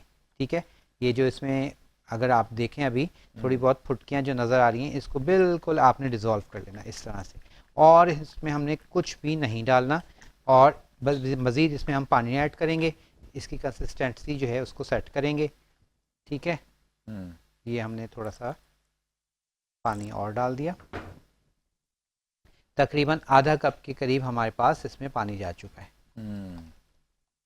अब ये देखें बिल्कुल स्मूथ हमारे पास एक ये मिक्सचर तैयार हो गया। मैं आपको दिखाता हूँ, ये देखें। ठीक है, ये इस तरह से हमारे पास एक मिक्सचर जो है वो तैयार हो गया। अच्छा, अब हमने क्या करना है, यहाँ पर हमारे पास जो है पैन हमने गर्म होने के लिए रख दिया था। पैन में हम डालेंगे बहुत ही हल्का सा, जस्ट 1 चाय की चम्मच के करीब ऑयल डाल के, और इसको आपने क्या करना है, टिश्यू से इसको आपने बस लगाना है हर तरफ। ठीक है, और पहला जो आपका ये जो आप कह लें डोसा आप बना रहे हैं एग रोल का बैटर, वो पहला जो है थोड़ा सा प्रॉब्लम अगर होता है क्योंकि आपका हीट सही नहीं होता, और फिर आपका जो है कंसिस्टेंसी जो है इसकी वो आपको प्रॉपर इसकी पता नहीं चल रही होती। ठीक है ना, तो उससे आपने कोई परेशान नहीं होना। अब हम क्या करेंगे, एक कोई भी आप कप ले लें। ठीक है, तो मैं यहाँ से एक अपना कप ले लेता हूँ, बल्कि मेजरिंग कप ले लेते हैं,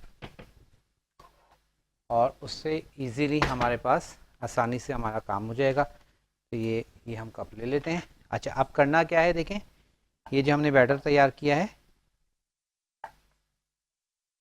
ठीक है, अब इसको हमने फ्राई पैन में ऐड करना है। ठीक है, इसको आपने ऐसे घुमाना है, वाह वाह, घुमा के, और एक्सेस जो है वो निकाल देना है।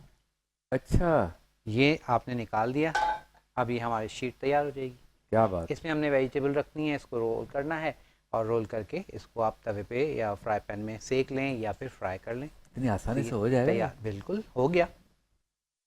अच्छा, आपने तेल सिर्फ है ना बर्तन को सुंघाया है, बिल्कुल, इसमें डाला नहीं है? नहीं, इसमें आपने जस्ट ये वाला, इसमें हमने सिर्फ और सिर्फ क्या करना है, तेल इतना होना चाहिए कि हमारे पास ये बस, क्योंकि नॉन स्टिक आप सब जानते हैं कि नॉन स्टिक जो है वो आपने क्या होता है कि वो ऑलरेडी चीज़ चिपकती नहीं है। ठीक है, अब ये जो साइड में था वो मैंने निकाल दिया ताकि इसको एक शेप आ जाए।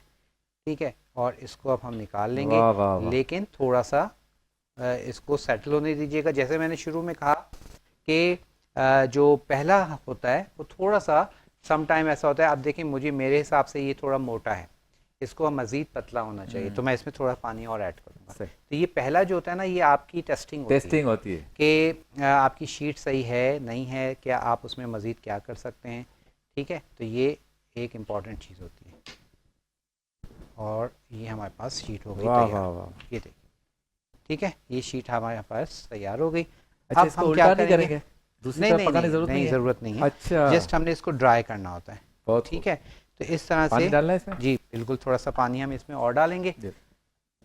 ताकि इसकी कंसिस्टेंसी थोड़ी सी और सेटल हो जाए, बस। ठीक है जी, अंडा, ठीक है, 2 अदद अंडे उसको फेंट लिया था। 2 अदद अंडों को फेंटने के बाद हमने इसमें डाल दिया था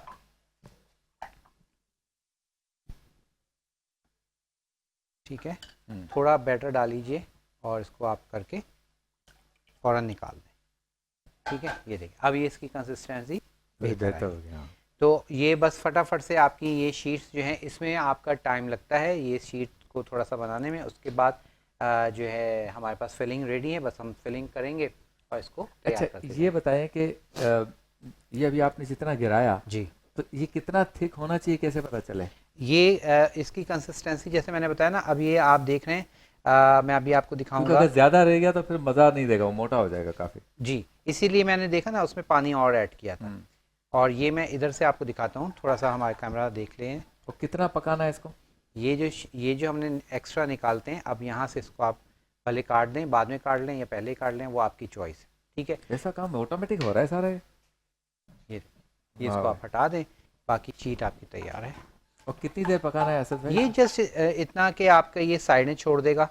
ठीक है, ये आप खुद देखेंगे कि ये साइडें छोड़ देगा और ये फटाफट से इसको कुछ भी आपको करने की ज़रूरत नहीं है, सारा काम खुद ब खुद हो रहा है, हो जाता है। ये देखिए, ये सही बना है। ठीक है, वाह वाह वाह। अब आपको समझ आ गई। आपने 2-3 बना लें, उसके बाद फिर आप हल्का सा ऑयल लगा लें, बस थोड़ा थोड़ा डालना है, हिलाना है ऐसे करके, और इसको वॉश कर। हर 3 के बाद एक ऑयल काफी है, हल्का सा? जी हाँ, ज़्यादा ऑयल की ज़रूरत नहीं है। अगर नॉन स्टिक पैन है तो, नॉन स्टिक पैन नहीं है तो फिर ये शीट नहीं बनेगी। अच्छा, हाँ, इसके लिए नॉन स्टिक पैन का होना और ज़रूरी नॉन है। स्टिक पैन के लिए हमारी चॉइस है क्लासिक। बिल्कुल, क्लासिक में आप क्लासिक लोग क्लासिक चीजें पसंद करते हैं। ये आप देखें ना। और उसके बाद फिर हम इसका, मैं आपको बताऊंगा कि किस तरह से हमने इसको रैप करना है।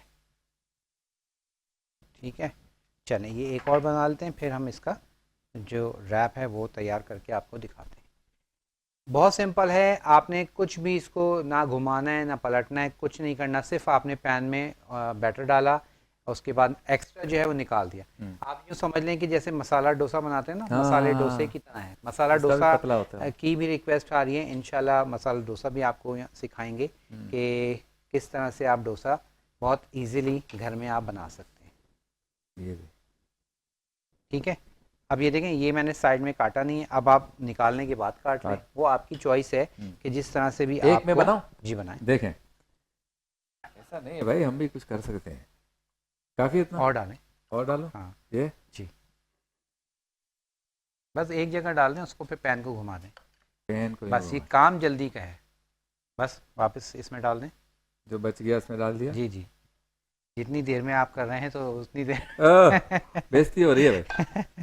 चलिए बेहतरीन हो गया। और अब जो ऐसा है नहीं है अच्छा, अब जो है हम इसकी फिलिंग बता देते हैं कि किस तरह से हमने इसको फिल करना है।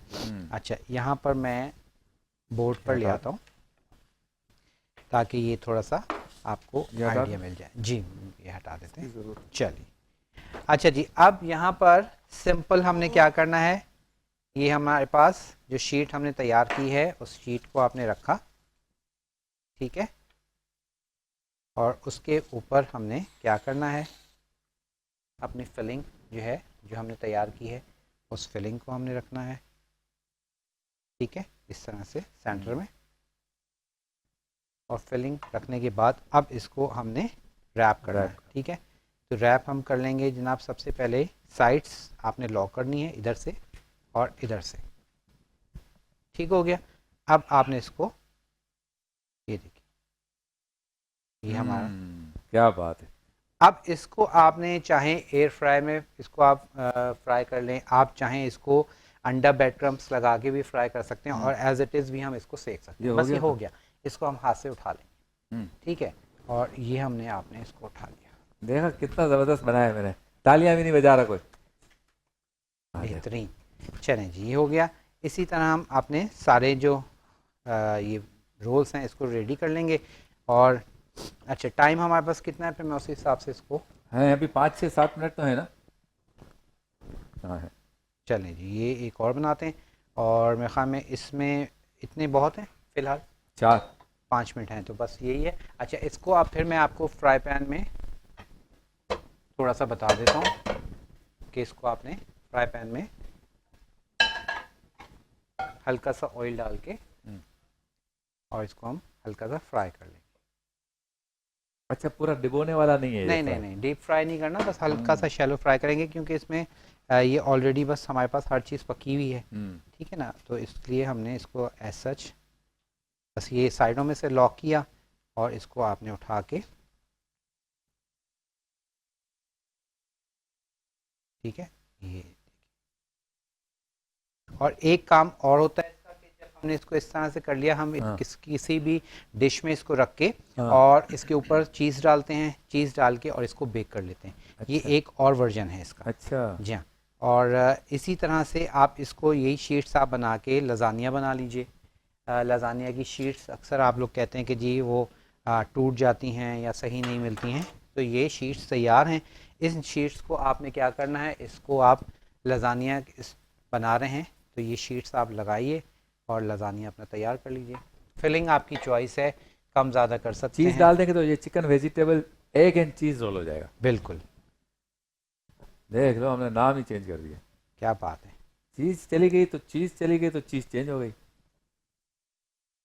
वाह वाह, कपड़े पहना दिया आपने इसको। J.Dot के। तो बहुत सिंपल सी रेसिपी है, इसको ज़रूर ट्राई कीजिएगा और फिर हमें अपना फीडबैक भी ज़रूर दीजिएगा। J.Dot के करम फरमा हमारे जो हैं उनका शुक्रिया अदा करते हैं। जब कपड़ों का जिक्र आता है तो याद आते हैं, ड्रेसेस का जिक्र आता है तो वो याद आते हैं, हमेशा याद रहते हैं, क्योंकि मेरा वार्डरोब भी और असद भाई का भी यकीनन बहुत उनको भी पसंद है J.Dot। तो जो पसंद हो उसका इजहार भी करना चाहिए, जो करम फरमा हो उसका साथ भी देना चाहिए, उसका नाम भी लेना चाहिए। और आपसे कहेंगे कि इन सब के लिए दुआ करें जो हमारे स्पॉन्सर्स हैं, कि अल्लाह उनके कारोबार में बरकत अता। आमीन आमीन। हाँ चलिए जी, अब ये हमारे पास आखिरी रैप, हमने इसको भी रोल कर लिया है। और रोल करने के बाद अब जो है इसको आपने क्या करना है, यहाँ से उठा के फ्राइंग के लिए रख देंगे। थोड़ा सा फ्लेम को थोड़ा सा मैं आप तेज़ कर रहा हूँ, ठीक है, हल्का सा फ्राई करके और इसको हम निकाल लेंगे। और जैसे मैंने शुरू में बताया कि आप इसको, हम फ्राई कर रहे हैं, आप चाहें तो इसको माइक्रोवेव में, माइक्रोवेव के अवन में आप बेक कर सकते हैं, या एयर फ्रायर में भी आप इसको बेक कर सकते हैं विदाउट ऑयल, ठीक है।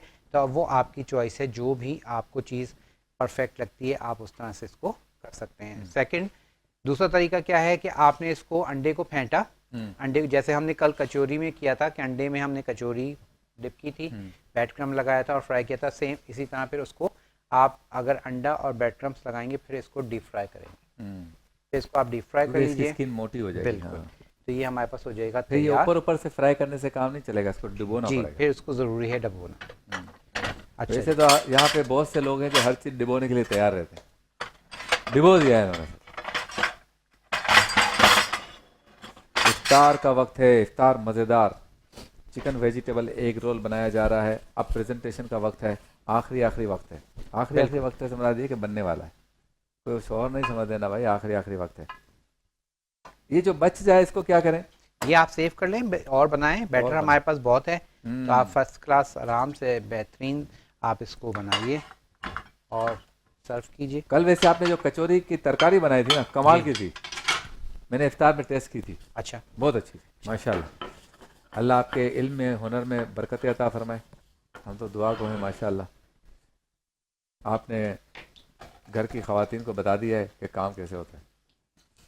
नहीं, खवातीन सबको सही सबको बात पता है, है, उनकी पता तो है, लेकिन सिर्फ क्या है कि कोशिश हमारी होती है कि कुछ थोड़ा सा डिफरेंट आइडियाज़ दे दिए जाएं, ताकि और उनका जो मज़े की और आप लोगों के लिए जो मेहनत करती हैं वो थोड़ा और मेहनत के साथ कुछ डिफरेंट फ्लेवर्स भी आ जाए। अब ये देखें क्रिस्पी हो गए हमारे पास, तो इसको हमने पलट दिया है और हल्के हाथ से, ये एक मिनट में इसको करता हूँ, बाद में पहले इसको हम पलट लें। बस ये आपने ये है कि दोनों तरफ से इनको आप फ्राई कर लेंगे। हमारे यहाँ समोसे पकौड़े का ज़्यादा तस्करा होता है इफ्तार के वक्त, लेकिन अब रोल भी बहुत ज़्यादा जी हाँ इस्तेमाल हो रहे हैं, हर तरह के रोल। और आप ये देखें, ये रोल ऐसे हैं कि हर घर में आप बनाएं, कितना आसान है, आसान और ख़र्चा भी नहीं है, सिर्फ 2 अदद अंडों से और मैदे आधा कप या कितना मैदा मैंने लिखवाया जो रेशो है, उससे आप ये तकरीबन कोई समझ लें मेरे ख्याल में 3 दर्जन बना सकते।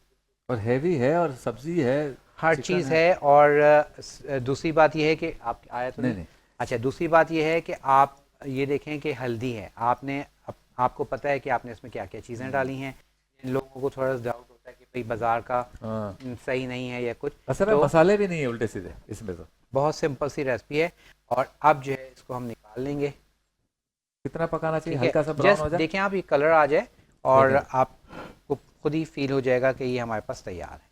अब इसको आप चिली गार्लिक सॉस के साथ, आप इसको जो है केचप के साथ या किसी भी सॉस के साथ जो आपको पसंद है या आपके बच्चे शौक से खाते हैं, उसके साथ आप इसको सर्व कर दीजिए।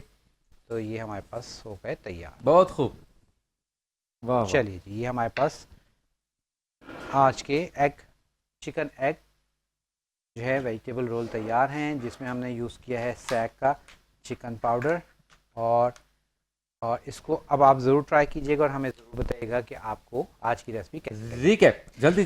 चलिए जी, सबसे पहले हमने क्या किया था, 2 अदद अंडों को अच्छे से फेंटा, उसमें हमने ऐड किया कॉर्नफ्लोर और सॉरी मैदा यूज़ किया है। मैदा डाल के उसमें हमने पानी डालना है और उसको अच्छे से घोल लेंगे, पतला, बिल्कुल लिक्विड होना चाहिए। फिर फ्राई पैन में हल्का सा ऑयल डाल के टिश्यू के साथ आप उसको फैला के साफ़ कर लें और फिर ये बैटर डालेंगे फ्राई पैन में और एक्स्ट्रा बैटर फ्राई पैन से निकाल देंगे, ठीक है, और उसको पकने देंगे। बस ये खुद ब खुद स्किन साइडों में से छोड़ देगा और आप इसको निकाल लेंगे बाहर। उसके बाद हमने इसकी फिलिंग तैयार की थी। फिलिंग में हमने पैन में बारीक कटी हुई मुर्गी, शिमला मिर्च, बंद गोभी और सारी चीज़ें आपको रेसिपी कार्ड में लिखा आ रहा है, वो सारी चीज़ें आप डालें। उसमें मसाला डालें, जिसमें हमने 3 चीज़ें डाली हैं, नमक, लाल मिर्च और चाट मसाला। उसके साथ सिरका डाल के उसको मिक्सअप करें। मिक्सअप करके फिलिंग तैयार है। फिलिंग फिल कीजिए और इसको इस तरह से शैलो फ्राई कर लीजिए और इसको एंजॉय कीजिए अपने अफ्तार में। और इंशाल्लाह फिर आपसे कल होगी मुलाकात। बहुत खूब, बहुत शुक्रिया आपका असद भाई। मज़े की डिशेस बनाते हैं, पकाना सिखाते हैं और फिर हम सिखाते हैं। अल्लाह ताला आप सबके रिस्क में इजाफा फरमाए।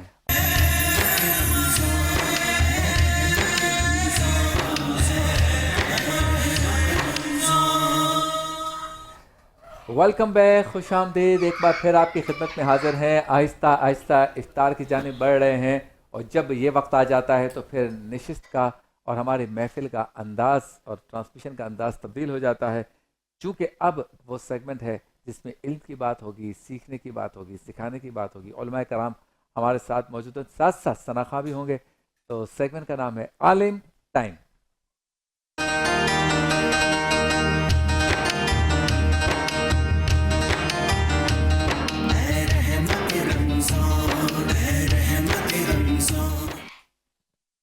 आज आलिम टाइम में हमारा मौजू है हज़रत इमाम हसन रज़ी अल्लाह तआला अन्हु।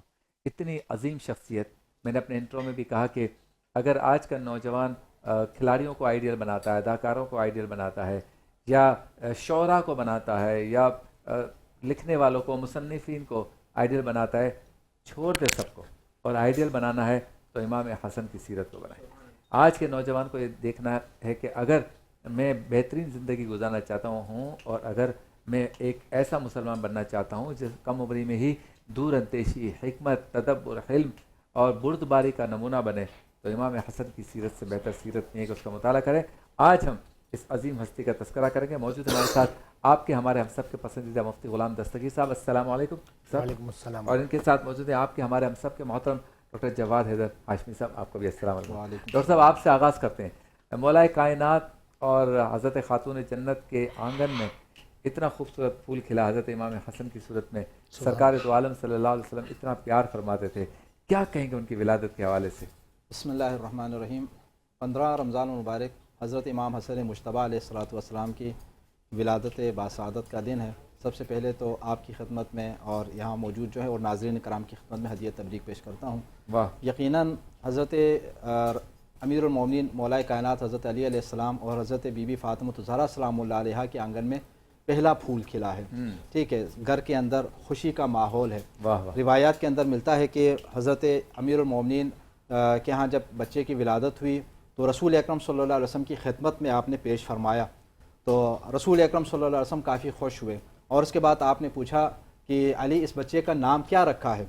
तो आप अलैहिस्सलाम ने इरशाद फरमाया कि सरकार, आपसे मैं सबकत नहीं ले सकता था, तो आप ही इसका नाम इरशाद फरमाए। क्या बात। तो रिवायात के अंदर मौजूद है कि उस मौके पर अल्लाह रब्बुल इज़्ज़त की जानिब से हज़रत जिब्राईल अलैहिस्सलाम नाजिल हो जाते हैं। अच्छा। और जी, हज़रत रसूल अकरम सल्लल्लाहु अलैहि वसल्लम के ऊपर जिब्राईल अमीन नाजिल हो जाते हैं और जिब्राईल अमीन अलैहिस्सलाम की जानिब से यानी अल्लाह रब्बुल इज़्ज़त हज़रत इमाम हसन अलैहिस्सलाम का इसमें ग्रामी रखते हैं। और हज़रत जिब्राईल अलैहिस्सलाम फरमाते हैं कि अल्लाह ताला ने सलाम भेजा है और उसके बाद ये फरमाया है कि इस बच्चे का नाम जो रखने के हवाले से कि अली की निस्बत आपसे हारून को मूसा से जो निस्बत है वही निस्बत है, तो लिहाजा हारून के बच्चे का जो नाम है वो आप अली के बच्चे का नाम रखते हैं। और फिर पूछा कि हारून के बच्चे का नाम क्या था, और मैं कि शब्बर नाम था। ठीक है, तो शब्बर का जो अरबी सेगा बनता था या नाम बनता था वो हसन, तो इस लिहाज से हज़रत इमाम हसन मुज्तबा अलैहिस्सलाम का इसमें ग्रामी हसन रखा गया। तो अल्लाह रब्बुल इज़्ज़त के हुक्म से आपका नाम ग्रामी जो है वो हसन रखा। तो हज़रत इमाम हसन मुज्तबा अलैहिस्सलाम का जो मकाम है, जो मर्तबा है, वो इतना बुलंद है कि आपके इसमें ग्रामी का इंतखाब अल्लाह रब्बुल इज़्ज़त की जानिब से होता है।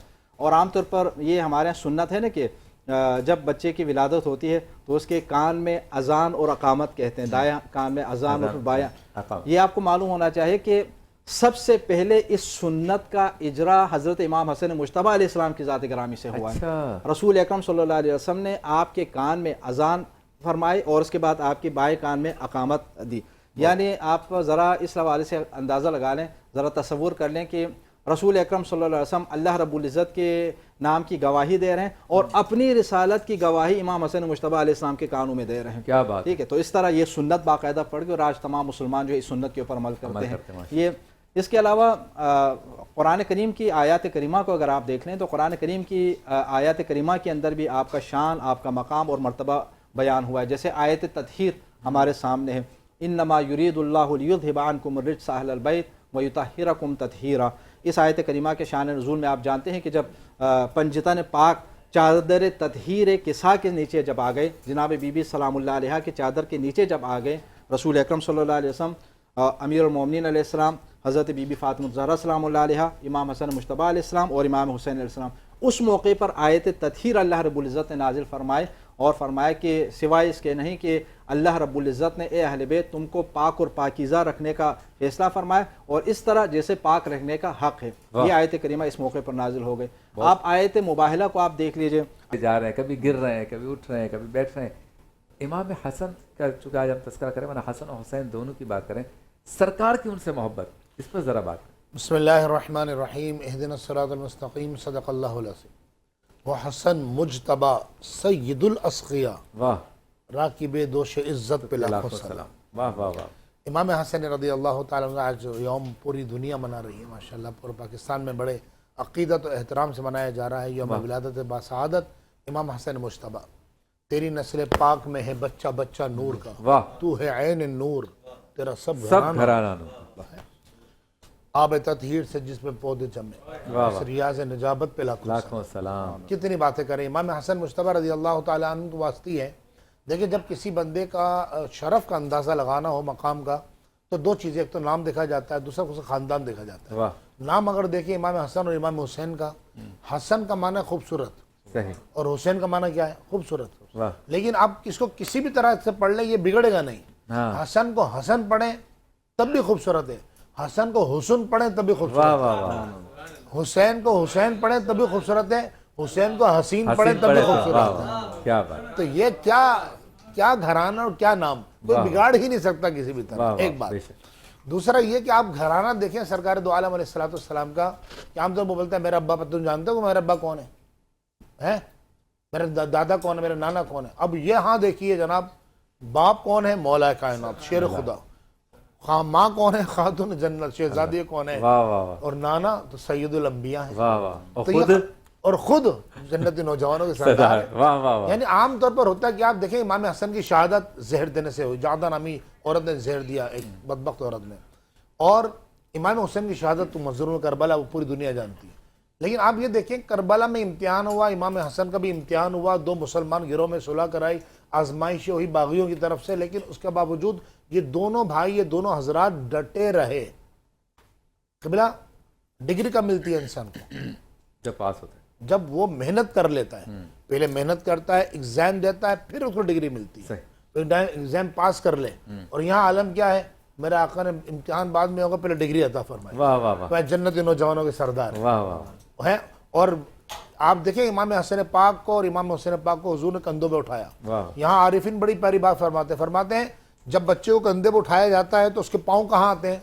बंदे के सीने तक आते हैं। हाँ, तो वो पाँव कैसे लफ्ज़ खा सकते थे? हाँ हाँ हाँ, कि जिनके पाँव मुबारक हुजूर के सीने मुबारक के। वाह वाह वाह वाह, और बारहा ऐसा हुआ, जनाब अबू हुरैरा फरमाते हैं, बारहा ऐसा हुआ कि रसूलुल्लाह अलैहि वसल्लम सजदे की हालत में होते थे और इमाम हसन पाक आकर हुजूर की पीठ पे सवार हो जाते थे। वाह, और अल्लाह की तरफ से हुक्म आ जाता था कि जनाब आप सजदे को लंबा कर दीजिए। अल्लाह, ये इमाम हसन पाक जब एक मौके पर, जब छोटे थे और घर में मुकाबला कराया जा रहा था ना, जिसको बोलते ना कुश्ती का मुकाबला कराना, कि इनको पछाड़ दे, रोज मारना मोरना नहीं था, लड़ाई नहीं थी, बल्कि पछाड़ना, एक दूसरे को जेर कर देना।